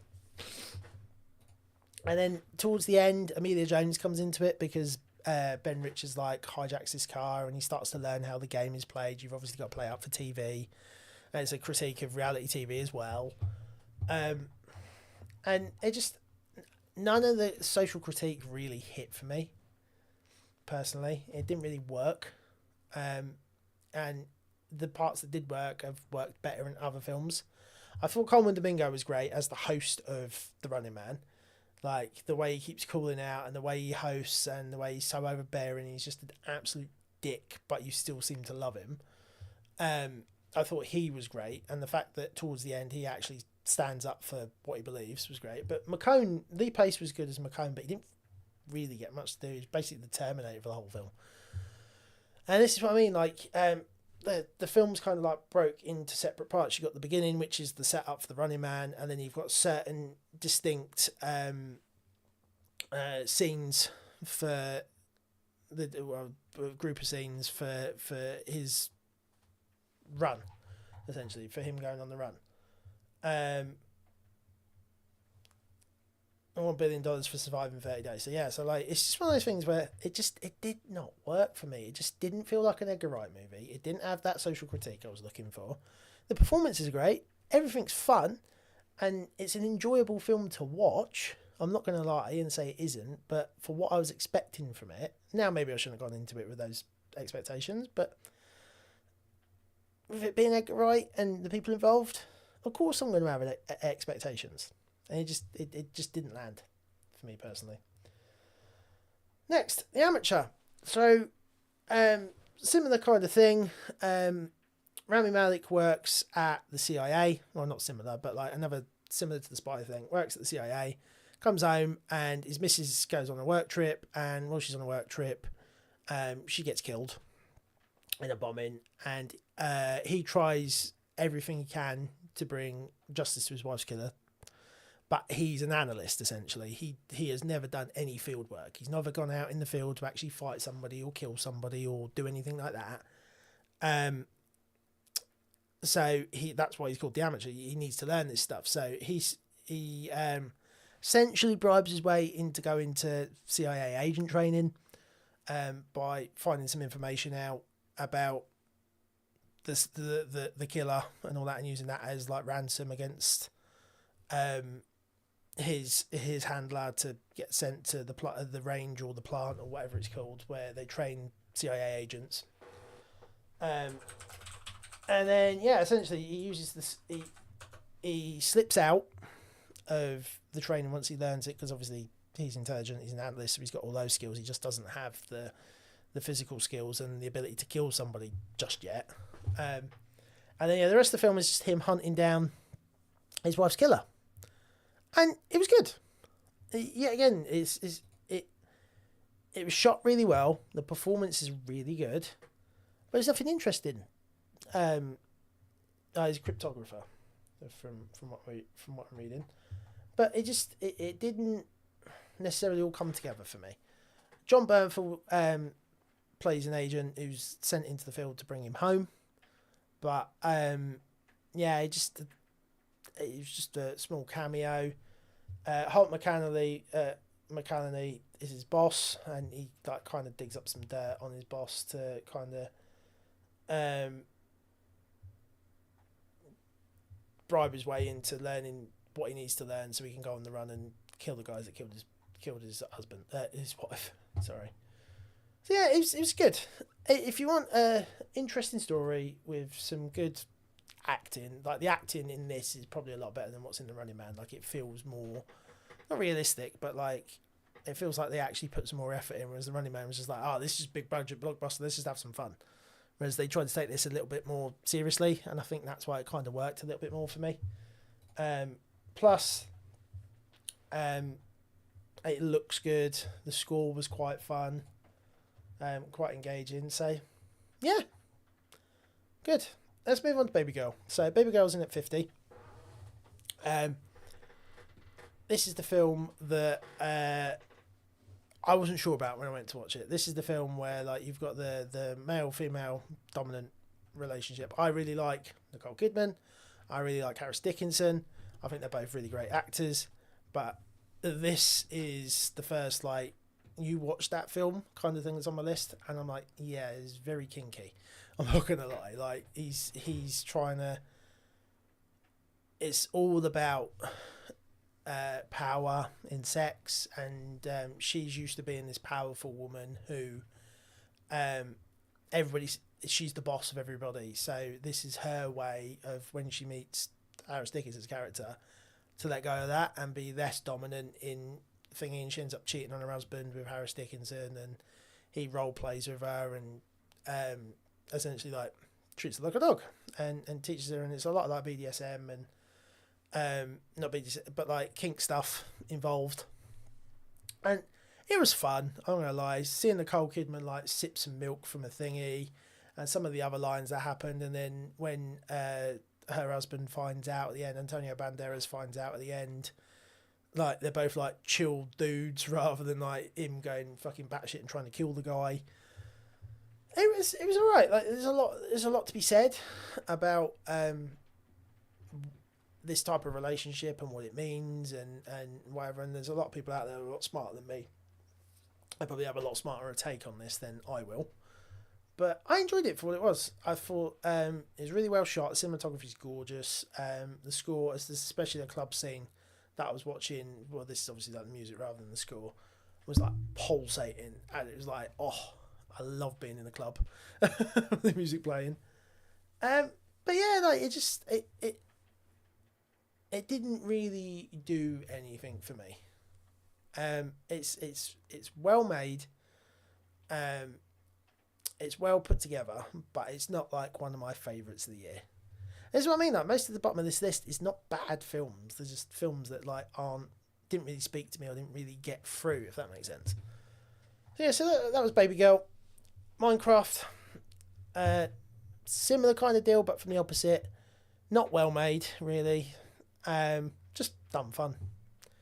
I know nothing about Minecraft. I was there when Chicken Jockey happened and I Am Steve and all the other memes and stuff. And it was enjoyable. Couple of hours at the cinema. Momo was really funny in it. I really like, I think Emma, I can't remember her name now. Emma Myers, I thought she was really good as the sister. She's usually good in most things. Obviously, most people know her from Wednesday, but I think she's an up-and-comer that a lot of people need to keep their eyes on. Like a McKenna Grace kind of like keep their eyes on. It's funny, had some fun moments. I obviously didn't get all the references because I barely played Minecraft, but yeah, it was alright. Entertaining enough time at the movies. That's all I really needed with that film, to be honest. 48, Big Bold Beautiful Journey. This was kind of sold as like a big, gorgeous, romantic getaway kind of movie to me, and it works. It works on certain levels. About like themes of like trying to escape your life, getting out of the mundanity of everyday life, and escaping with somebody, with a romantic partner, and whatever. I think those were well looked at, and like depression and grief and stuff like that. I think the themes were executed well enough, but compared to the rest of the story, because it's very a lot of the stuff feels like out of order, and then they're jumping through different periods in people's lives and stuff, for in each other's lives, and dealing with like each other's grief and loss and things you wish you'd done different. It reminds me very much of Eternal Sunshine and the Spotless Mind. It was that type of film where like these characters just go on a journey and they learn life lessons, and hopefully by the end of it, romance. That is the biggest point of contention in this film. Margot Robbie and Colin Farrell, to me, do not have romantic chemistry. They have really good friend chemistry, like they get on really well as people, but there was no like passion or like romantic tension or like wanting to be swept up in this romance with these two. Like Margot Robbie's character is very distant for the majority of the film, and Colin Farrell is just very goofy, campy, over the top. He's just a dude that the most dude guy that ever duded. essentially in this. Some guy you want to hang around with, but he does have that high and mighty kind of complex at times as well, and that's where these two kind of like disagree. Pardon me. And they clash, but for all its beauty, for all its splendour, for all the kind of really interesting storytelling and the story that they take you on, this film hinges on the romance, and the romance does not work for me. That's why I've dropped it so far down. And like a lot of the scenes just feel like disjointed. They just feel like, right, we're going to go to another portion of this person's life, and now we're going to go to this person's life, and we're going to go do this. And the stuff about Margot Robbie's character's mum, and like the end part where she just gets to spend some time with her mum, really hit me in the feels. But I don't know, a lot of the logic didn't necessarily make sense. It doesn't have to. It's one of those films where like they go into a wedding and they hop in a car and they go to a rental company, and then the rental company says, do you want to go on a big, bold, beautiful journey? And they're like, yeah. And then they just go on this journey. And like, I'm oversimplifying it. And a lot of the feels do tend to hit for their individual characters, but them as a pairing just didn't work for me. Just bear with me a second, I'll be back.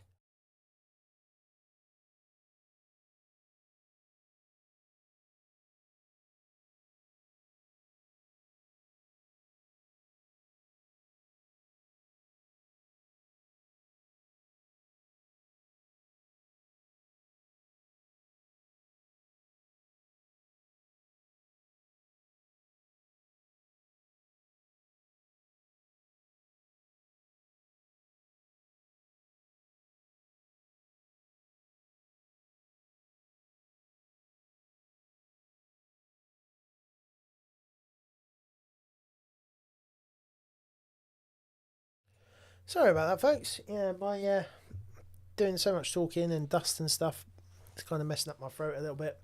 I'm kind of cognizant of the time, so I think I'm not going to get through the whole list today because the amount of talking I'm doing, and like obviously I'm summing up all of the films that I saw last year. So I'm going to try and push to 40, and then maybe 35 in the next half an hour, and then I will try and get another stream booked in for some point on Thursday so we can get this finished. And then, as I say, I'm going to edit this into like one long video eventually.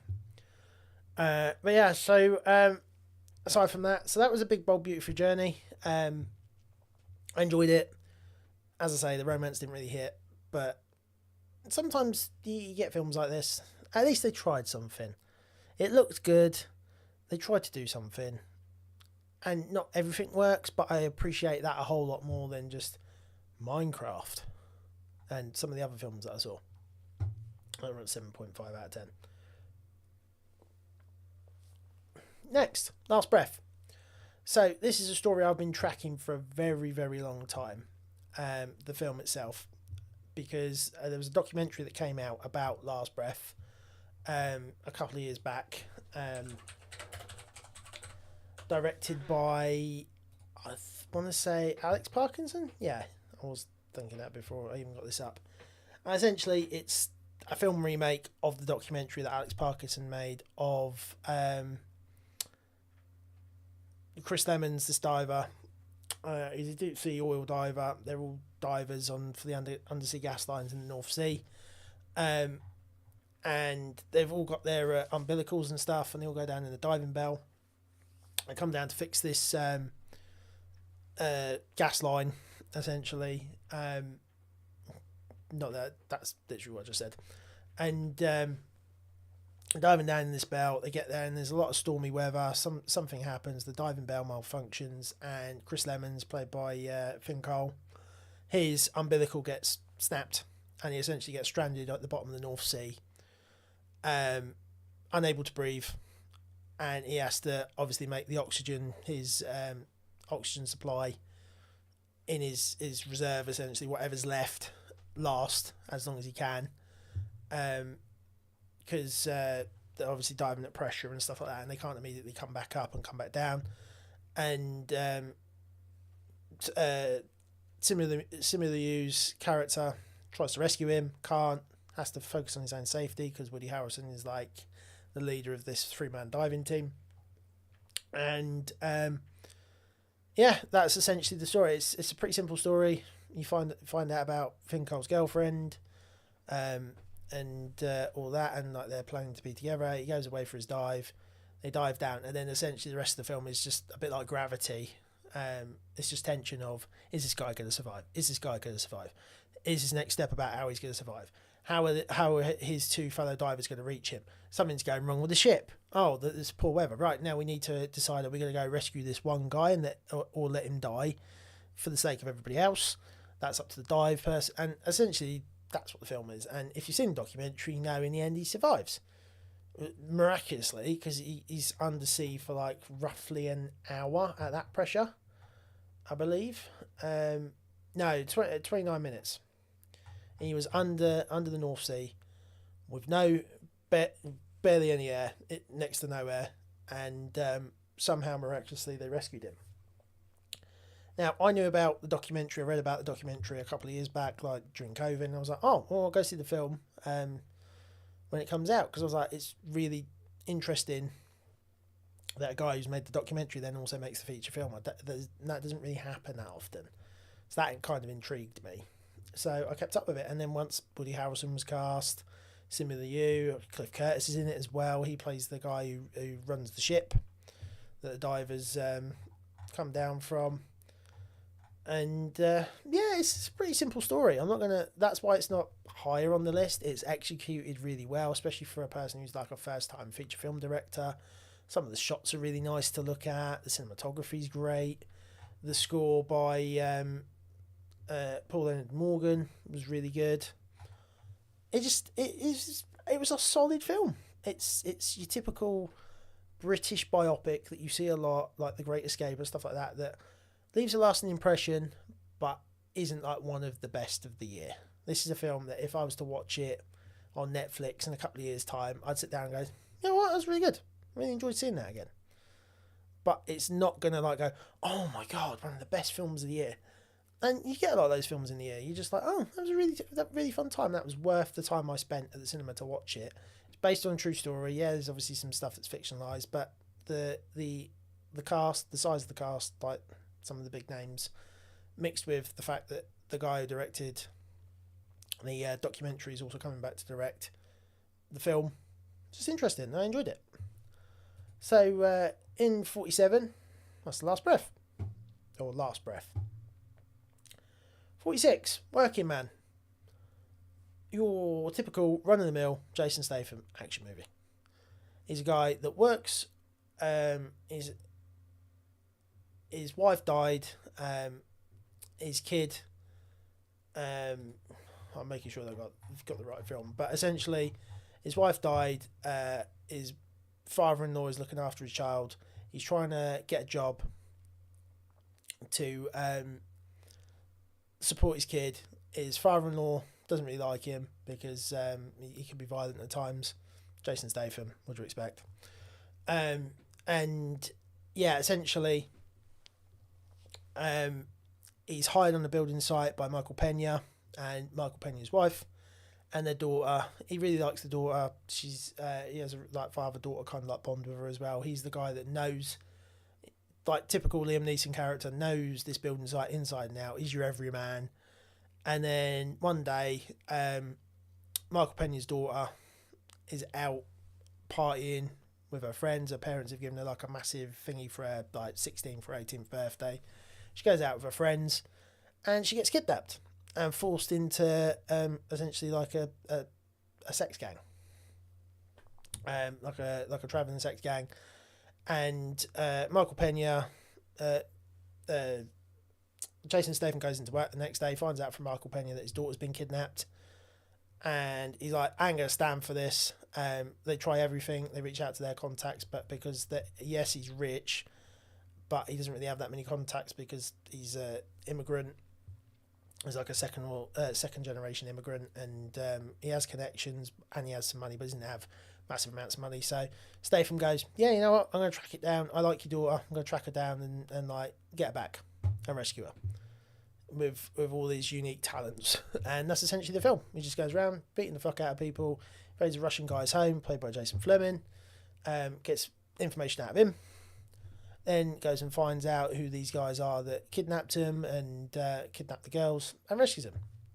You've seen it a million times with Statham. There's some fun kills. There's like a house, like a club that the girl's being held in the back, and he has to breach and get through to kind of like break her out. And there's a really cool scene in there. There's like a cool sniper scene. There's a scene where like he has to rescue his daughter and his father-in-law, and they get a bond. It was fun. There's not really much else. I expected it a little bit more because I really liked The Beekeeper. And David Ayer directed The Beekeeper, and then obviously this is a script by Stallone, based on the book. So I was expecting to really, really enjoy it, and I got what I wanted. There's not much, yet again, when it comes to The Last Breath. It's not going to win any awards. It's not going to be the best film of the year, but you know what it was? It was interesting. It was fun to watch a Statham action movie in the cinema. It was an entertainable. I don't think that's a word. Entertaining 2 hours. Statham gets to do what Statham does best: beat guys up, intimidate them with his British accent, get his sledgehammer, whack people around the head. There's some like building type puns, like there was some beekeeping puns in The Beekeeper. Yeah, I really enjoyed it. David Harbour's in there as his ex-friend from when he was in the armour, former Marine. He was a former Marine, Royal Marines Commando, and he knew the Marine, and Gunny's his mate who's blind, and he's the guy that gives him all the weapons at the end to go fight him up. So it's nice to see David Harbour in something, even though all the drama with him and Lily Allen and all that. I always like David Harbour and stuff. And he's had a really good year, to be fair, with Stranger Things and Thunderbolts. But yeah, essentially, like, just gets involved and interrogates people, and there's some like really cool scenes at the end in the club and what have you. What do you expect? That's just Statham for you, isn't it? Anyway, next. Let's see what we've got next. Karate Kid Legends.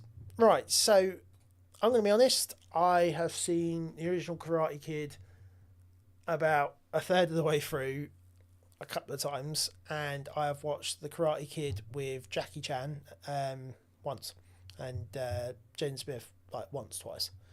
I own that one on Blu-ray, but I've not watched the rest. You know the Karate Kid story.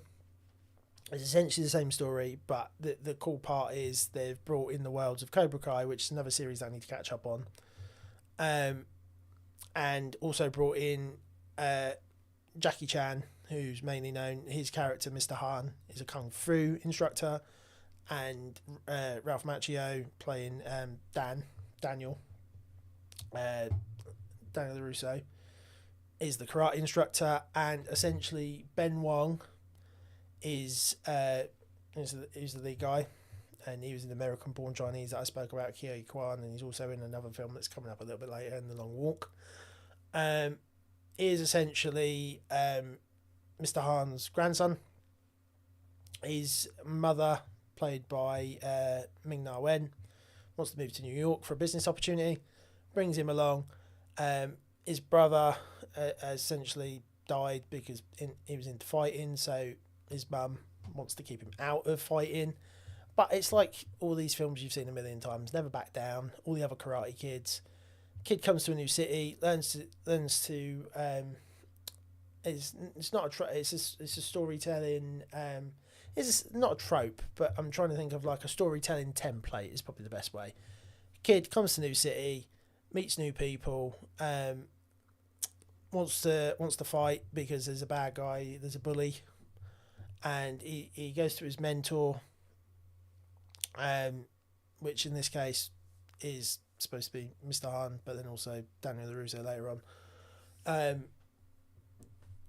He doesn't want to fight. He's been told by his mum that he's not allowed to fight because otherwise he'll be kicked out, and he's got to do well in school and blah blah blah. And essentially, this bully, he needs to fight the bully. The difference is he's already trained in kung fu and needs to learn karate because he's going to join a tournament later. But it's essentially the same template as all the other Karate Kid films and all the other like sports, a hero's journey kind of film that you've seen a million times. Gets up there, then it hits a point of like a point of no return when something bad happens and he loses the girl or he loses a fight or whatever, and he gets angry and then slowly he redeems himself and then he wins in the end. You've seen it a million times. Now that template is done really well in this, but not done well enough where it really hit me in the feels. And not being the biggest Karate Kid like guy, didn't really have that much nostalgia.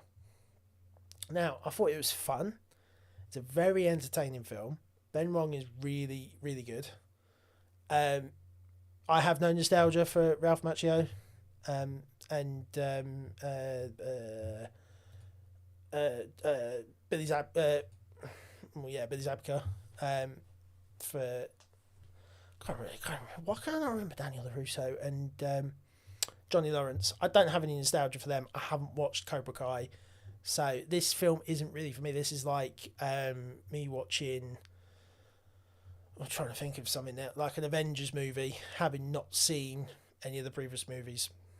We get these movies kind of like Ghostbusters, Frozen Empire. If I've watched all the other Ghostbusters, I get a lot more out of it than if I've never watched a Ghostbusters movie before, or if I've only watched Afterlife, if you know what I mean. So I thought it worked. I thought Jackie Chan and Ralph Macchio had really good chemistry. Ben Wong really brings this thing together. The actress that plays his partner, or his girlfriend, was really good. I thought she was engaging, and her story with her dad,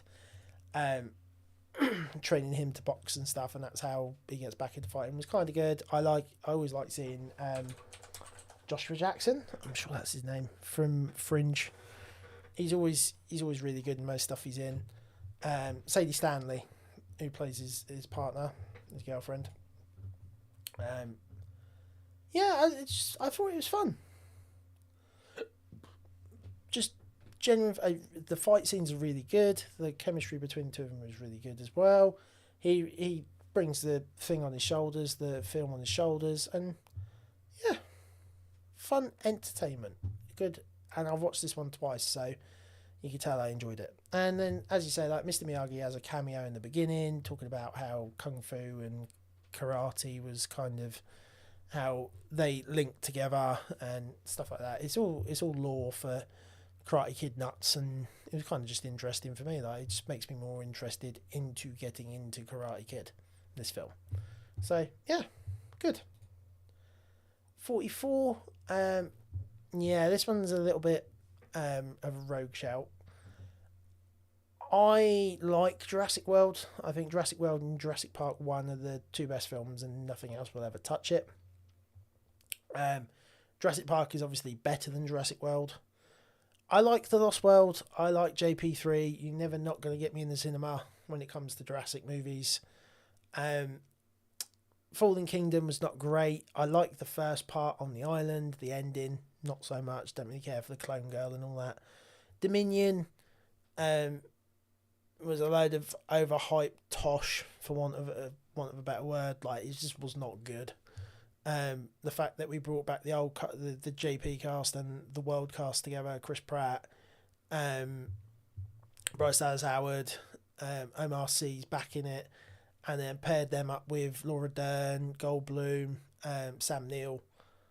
Thought it was going to work, but it just turned out to be a flop, all about locusts and stuff. Like, I don't mind them, like, I don't mind that being like the thing that gets them together, but they focus so long on the locusts, and like some of the dinosaurs looked good. The one with the talons, I don't know the dinosaur names. Was it the Deinonychus or something like that? Or Thesanosaurus or something. Looks really good. And a really good scene. It's the one that the Wonder Wise and Thingy fall into. I thought was good. But yeah, like, it's just meh, for want of a better word. Was Dominion. So seeing that Gareth Edwards was going to come back, to making films again. I like the creator, but obviously he hasn't made a film since Rogue One, which technically isn't even really his film. It's Tony Gilroy's film.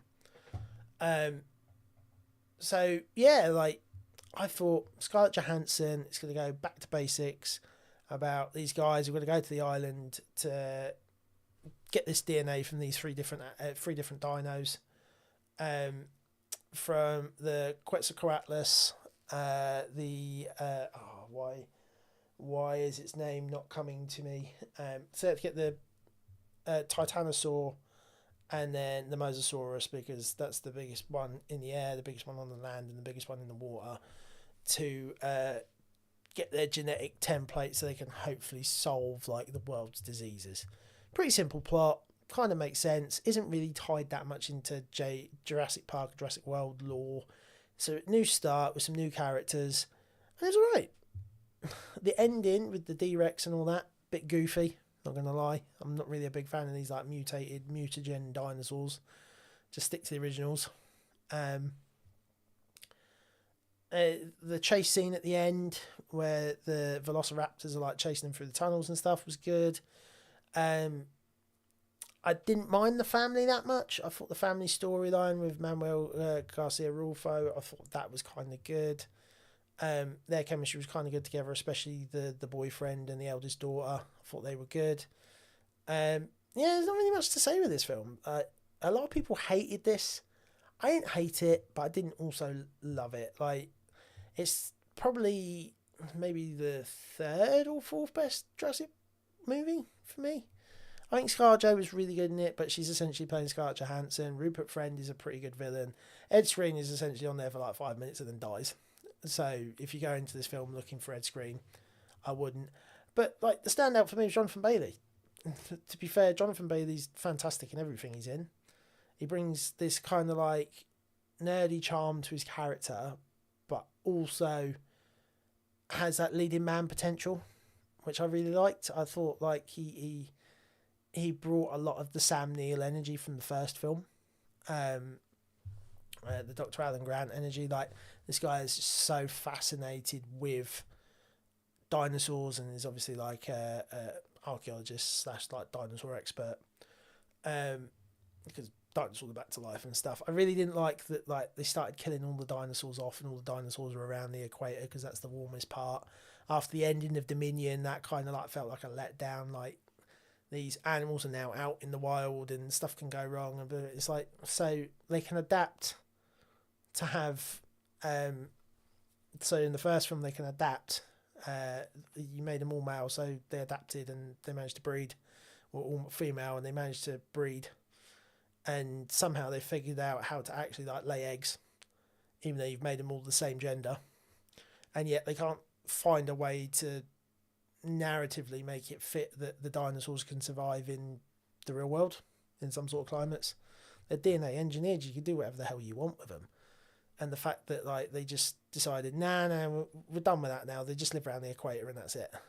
Like, it had some really good ideas, especially when it focused on the team of mercenaries with Jonathan Bailey and all that. It worked, but it felt like,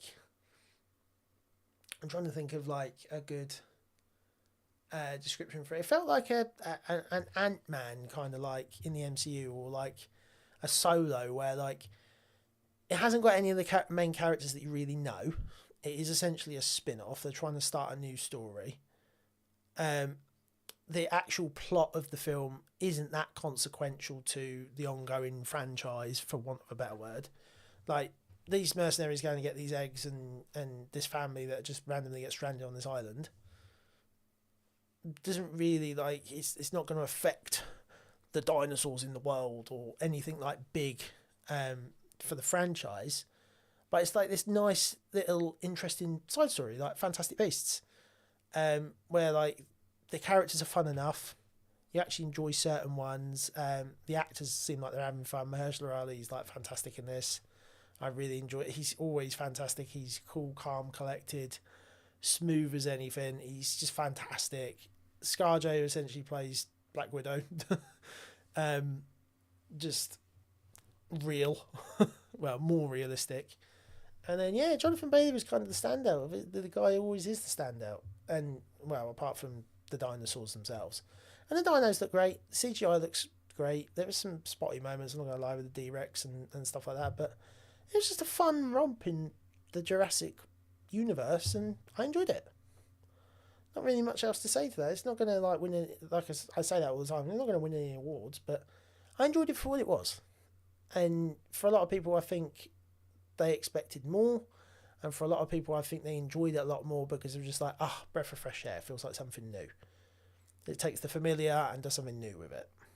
And yeah, enjoyable enough.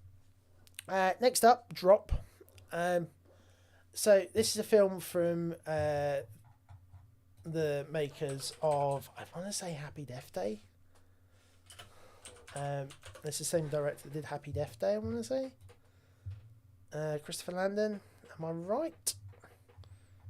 Yes. Happy Death Day and the sequel, and then did Freaky as well, which is the one where Vince Vaughn's a serial killer and he changes bodies with Catherine Newton, who plays Cassie Lang now. And yeah, like I've not seen those films, but I kind of get the gist of what they are. And Drop is this essentially tense thriller where this woman, played by Megan Fahey, she walks into a thingy. She was abused before by an ex, which is essentially how the film opens. She's a therapist for abused women, and she's essentially finally now ready to open up and go on a date. Her sister, played by Violet Bean, keeps pushing her out on a date and like gets her to wear dresses, gets her to wear like to where she actually feels comfortable to go out, trying to get a date in again. And typical sister energy. She has really good sister energy in this, like the poke fun. Come on, do the thing. And I really enjoyed that. Yeah, it's essentially she arrives at this like spinning. I don't know if it's the Chicago. I don't know where it is, but it's this hotel essentially, this restaurant. Sorry, that rotates and stuff like that. It's one of them spinning thingies. She goes there and she goes on a date, and from the beginning, the camera work and where Landon decides to like place the camera is like fantastic. There's so many like scenes where like the world opens up and you feel all of a sudden like, whoa, what is going on? And then it shrinks down into Megan Fahey's character, and you can really feel like her inner thoughts. The camera, like, it changes, the background changes colour, and to really get her like inner thoughts and stuff. And then there's specific scenes every time she gets the airdrops, where like especially the text, like there's like really cool menacing like text that's on the screen. It feels like a Hitchcockian thriller. And essentially, as I say, she goes in the bar, she meets Prentice Glenner, and then she just randomly starts getting these mysterious like airdrops saying, I need you to essentially kill your date. The person you're meeting, I want you to kill him. And that's essentially, I don't want to spoil it because like if I spoil it, it's essentially, if you haven't already watched it, you're not going to go and watch it.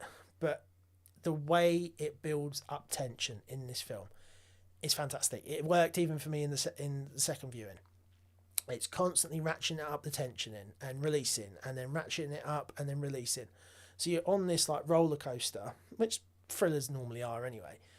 But what I really liked about it is the visual style. Like I say, some of the camera work, like pan zooms and zooms outs and like some of the colour grading, and then there's like certain overhead shots of her where then they flash back to time of her abusive boyfriend, and like she's got a shadow underneath her. It looks like a noir shot, and then the text, the airdrop messages like popping up above her head. There's like so many creative choices in this that I've just really enjoyed, and I thought like it was visually distinct from a lot of other films, but also visually stimulating. And I really actually enjoyed this. Yeah, the mystery isn't huge. It doesn't really matter by the end of it. But I actually enjoyed the thrill of the hunt, essentially. That's the most important thing with this type of thriller. So, yeah, like it's not anything I'm going to rush to see again. But especially considering I've already seen it twice. But it does what it does really well, with some distinct visual flair that like not a lot of other films this year have really done. It like finds a way to use the camera to make you innately feel exactly what the character Violet is feeling in the moment. And I just thought it was cool and distinct, which, yeah, that's why it gets so. Like, a lot of people would probably be like, meh, not really my thing, or oh, this is pretty easy to guess, or whatever.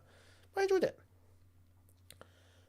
Next, moving up into the last 7.5 out of 10, you kind of got a little spoiler of what's up next. Now You See Me, Now You Don't.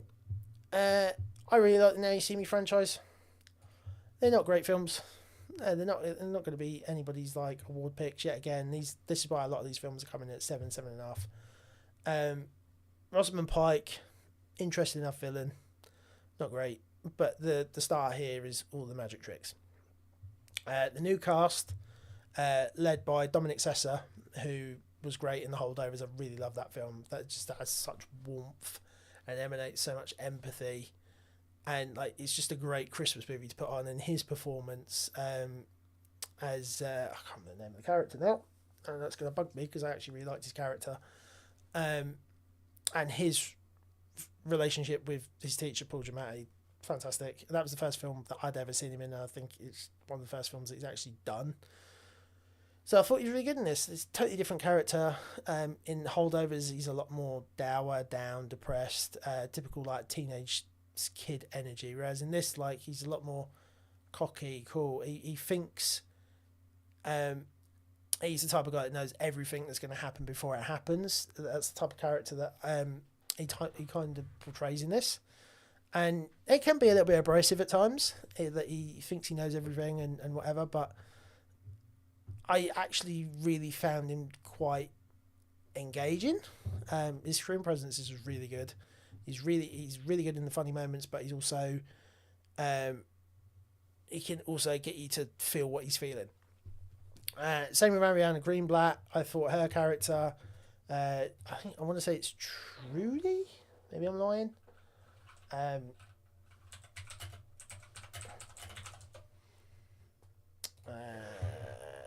So yeah, Bosco was Dominic Sessa. June, oh, she's really good. And I like the way that they paired her off with Jack Wilder, which is Dave Franco, because they're both like lockpicks, pickpockets, things like that. That's their job, and seeing them two play off each other, especially with the door to the French mansion, was really good. I don't want to spoil any secrets or anything, so I'm gonna try to hide the cast stuff as much as possible. But yeah, like, I really enjoyed her. I also really enjoyed Justice Smith. Justice Smith's great in everything that he's in. He's great in Dungeons and Dragons. He's been great in what's the film? I Saw the TV Glow. He's just been around for so long now, and he always plays interesting characters. Yeah, they always stereotype him as the nerdy kind of dorky character, because he plays that really well. But he has that screen presence and stage presence where, like, he can also play like your everyman, your lead character, that like lead male, masculine, for want of a better word, character, whilst also being able to play nerd. And I thought he was really good in this. Like, I really did think the three of them were really, really good at what they did. And adding that up with like the original cast, and yeah, slight spoiler, Lizzie Kaplan comes back as Luna. It's Luna, isn't it? Lula, not Luna. I thought she was great. Yeah, I thought, like, she's fun. She's really funny. Like, she does all the disguise work and all that. She was like that in number 2 as well. And yeah, you know what you're getting with these films. They're entertaining. The cast has really good chemistry. By now they've done 3 of these. So Jesse Eisenberg, Isla Fisher, Woody Harrelson, Dave Franco, and Lizzie Kaplan all got great chemistry. They all work really well together. It's nice to see Morgan Freeman back. I don't really like what they did with his character, because I actually forgot, because I watched it first, and then went back and watched 1 and 2 before my second viewing. So I forgot that originally Thaddeus in the first film was an antagonist, and so what they do with his character, I was just like, Yeah, Morgan Freeman was here for the paycheck. I'm not gonna lie. So yeah, yet again another one that wasn't fantastic. Has some really good sequences. Like I like the end sequence with the F1 cars and where they split the new team off with the old team. So the old team was kind of like stuck in the trap, in the water trap, which you'll know what I'm talking about. The best scenes in this film are the ones in the castle where they're playing off each other and they're doing the magic tricks, like trying to prove one up each other and prove to each other that who's the best and whatever. They're the best scenes in this film. Um, and yeah, it's just yet again another fun afternoon at the movies that I could put that film on again in 6 months' time and go, you know what, I enjoyed myself. I really enjoyed the song at the end, um, the Rene rap song was really good, and I also really enjoyed the score by Brian Tyler. Like he's come back for all three of these films, and the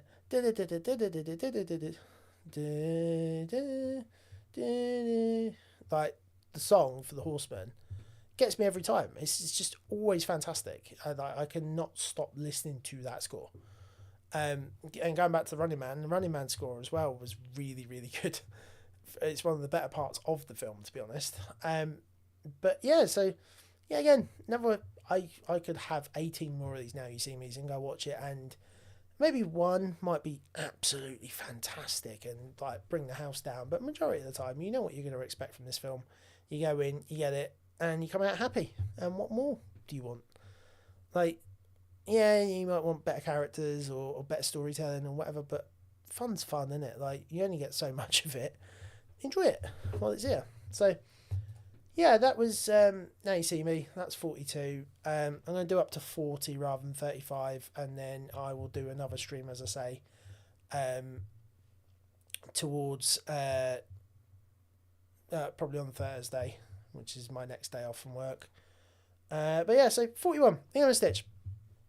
I really enjoyed this. It's probably one of the better live action remakes. I like the Lion King live action remake, if you can call it that. I definitely think Mufasa's the better film because it's original, but it hits all the beats that you want it to hit, and I got emotional in the cinema. Aladdin, I like the changes that Guy Ritchie made and the fact that Jasmine gets an actual song towards the end and all that. And Will Smith, I actually thought was quite good as the genie. We'll never touch Robin Williams, but I thought he was good. And then obviously the Favreau Jungle Book is probably one of the other better adaptations that Disney's done. Now, they change a lot with this, and I'm not going to lie, some of it felt like Disney Channel original movie, especially with Nani and Lilo. Some of it very much didn't feel like that big budget movie because I believe originally they were supposed to be a Disney Plus either movie or TV series, a bit like the Moana 2 film that they did, where that was supposed to be a TV series and then they kind of cobbled it together into a film. And obviously went and made mega bucks, and then so did Lilo and Stitch.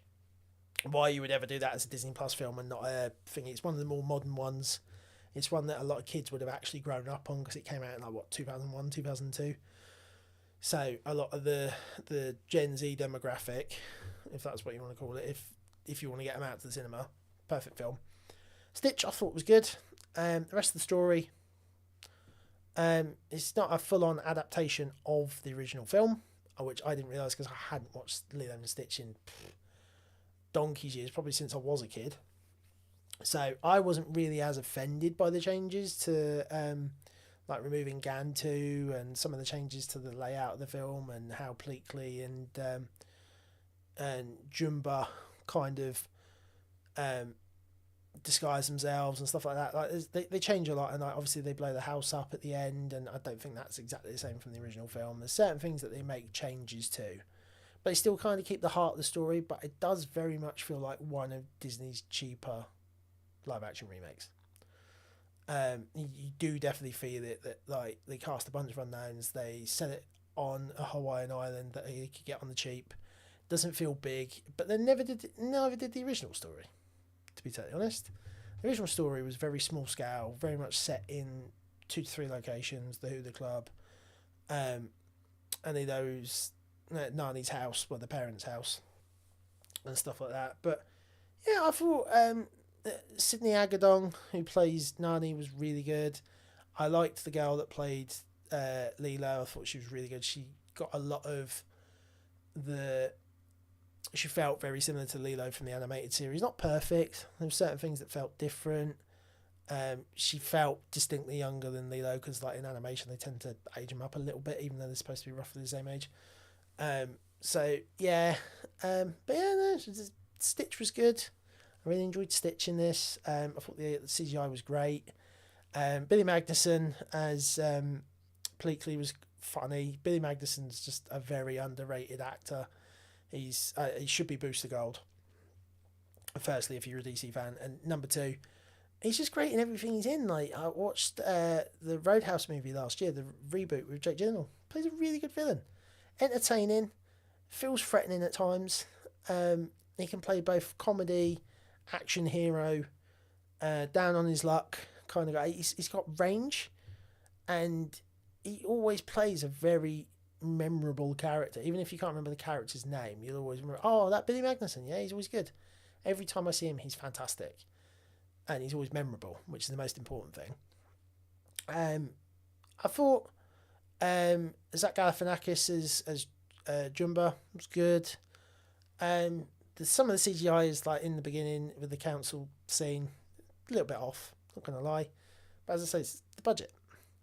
Like, I know there's yet again, the same with the Jurassic World stuff. There's a lot of people out there that are really offended, and this, like, ruined their childhood and whatever. I'm not as attached to the Disney animation stuff as I was a kid. Especially not the princess stuff. Maybe being a guy makes sense, but yeah, no, I'm not the biggest into the princess stuff. I like Little Mermaid. I like the Renaissance era of Disney, like the 90s. I do like Lion King. I do like Notre Dame. I love Treasure Planet. I love Lilo and Stitch. I love that kind of, like, 90s into the 2000s era of Disney. Even like Beauty and the Beast and Pocahontas and Tarzan and such. Like that is my era. That is the era that I grew up on. That is the era that I do enjoy, but I'm not overly attached to them. So if they make changes, I'm not going to get upset like I would maybe if they made a change to a Star Wars character or a Back to the Future character or whatever.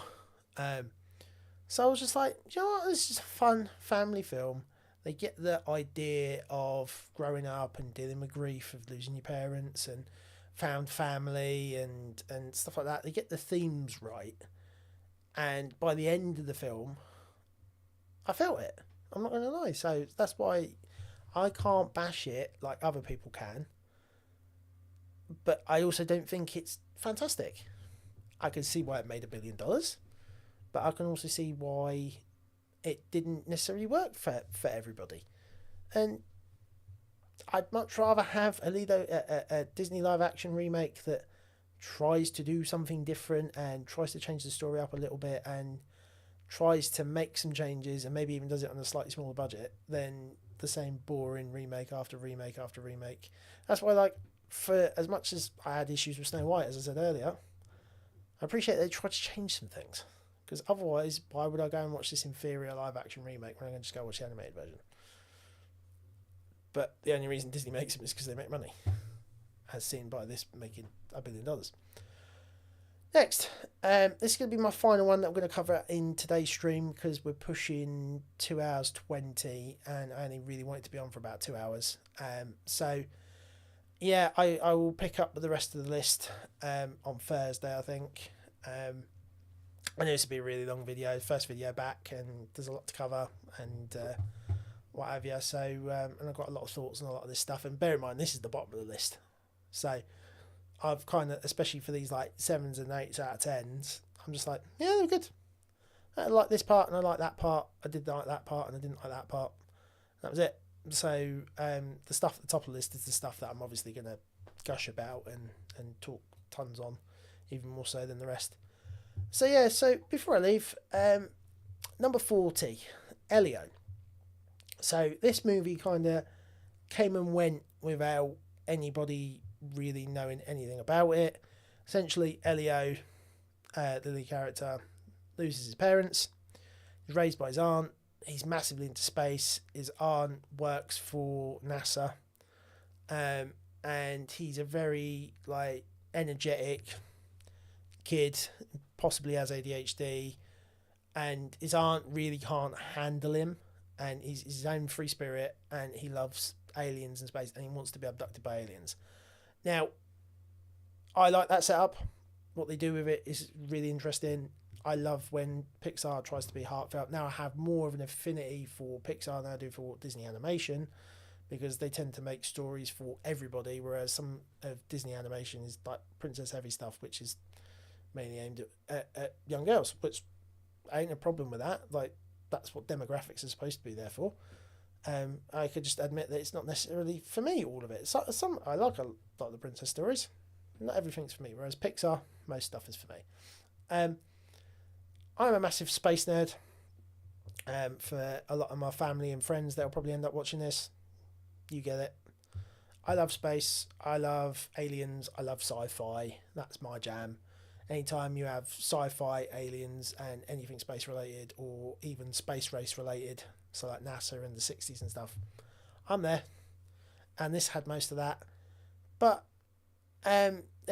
this film was originally a lot different from what I remember. They had a director that came on and had a totally different idea, and Leo was supposed to be queer, and some of the story was supposed to be queer coded, and with Disney going through all its leadership changes and the Florida stuff with DeSantis and all that Disney was having issues with because of the park and stuff.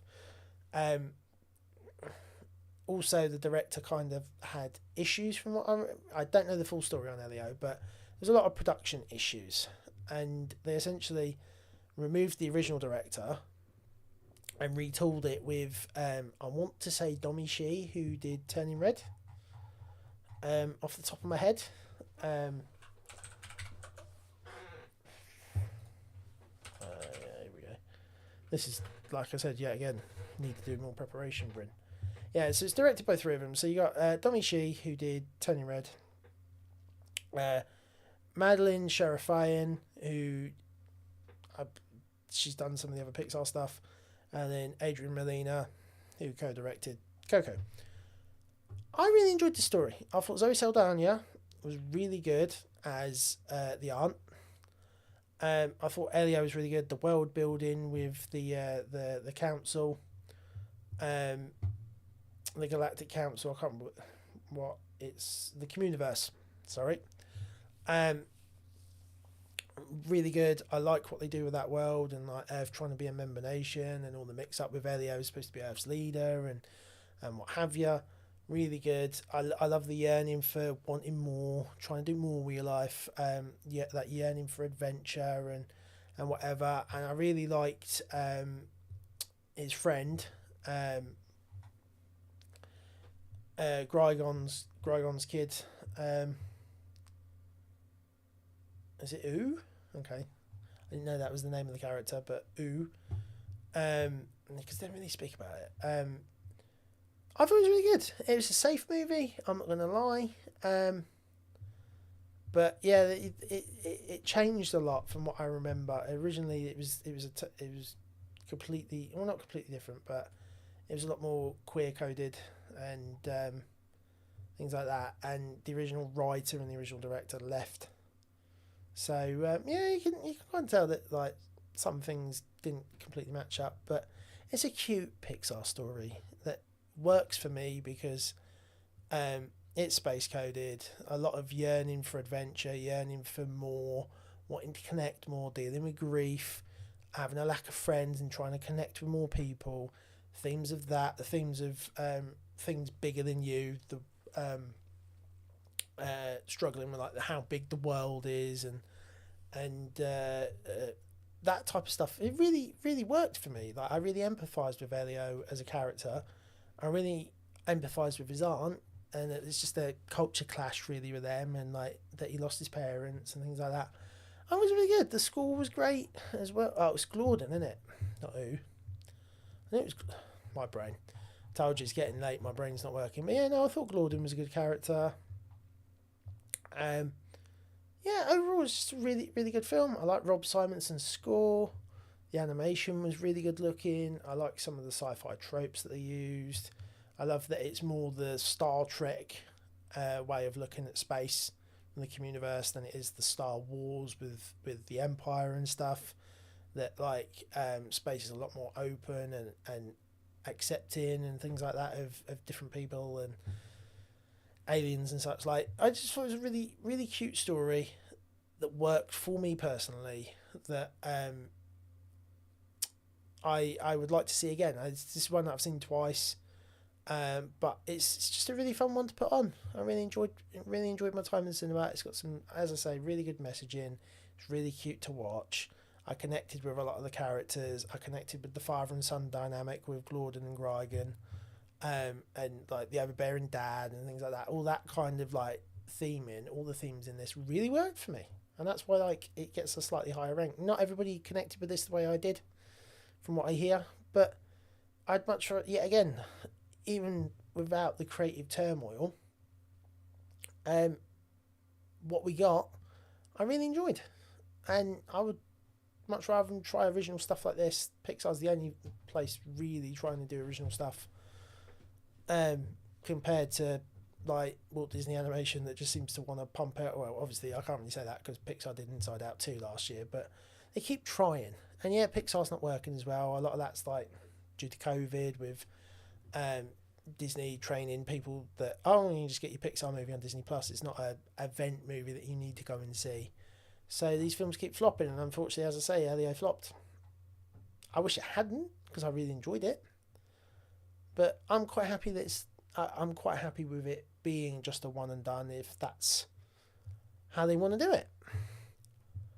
So yeah, that's really it, everybody, for today's video. I thought I was going to get through more than I did, but as I say, I had to do some introductions. I had to do some like testing and other stuff, so I wasn't entirely sure if this was all going to work, if everything was going to be fixed and what have you. But I'm happy that it's all working. I'm happy to be back on YouTube. I'm really excited to get into part 2 of this video and the top 40 essentially. I'm enjoying just chilling out and hanging out with you guys. And yeah, like I can't wait. I can't wait to do part 2. I can't wait to start making content again, even if it is more in this like rambly like style. I feel like I've kind of got stuff off my chest now. In future, obviously, like I'll be able to talk about the films individually, so I'll have a lot more, and I'd like to be a lot more prepared, like have something kind of written down, even if it's just bullet points or such. So I have some stuff to go over, and I think next year, if I do this type of video again, I'd love to kind of have some notes written down and some things written down for each film. Maybe revisit each film before I do this again, even if it's just a quick like catch up and like trailer watch through and some note some things down and stuff. But yeah, it's all going to come with time.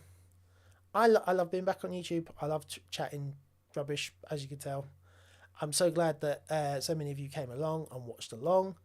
And yeah, look out for part 2 coming up quite soon. I know it's quite late here in the UK. I've been going for about 2.5 hours. So thanks for sticking around. Thanks for hearing me out and engaging in the chat. Big thanks, as I say, to Darcy, to Weston, to Barry that are watching along from my Discord server, and friends. Anybody else that may have popped along, thank you for coming along.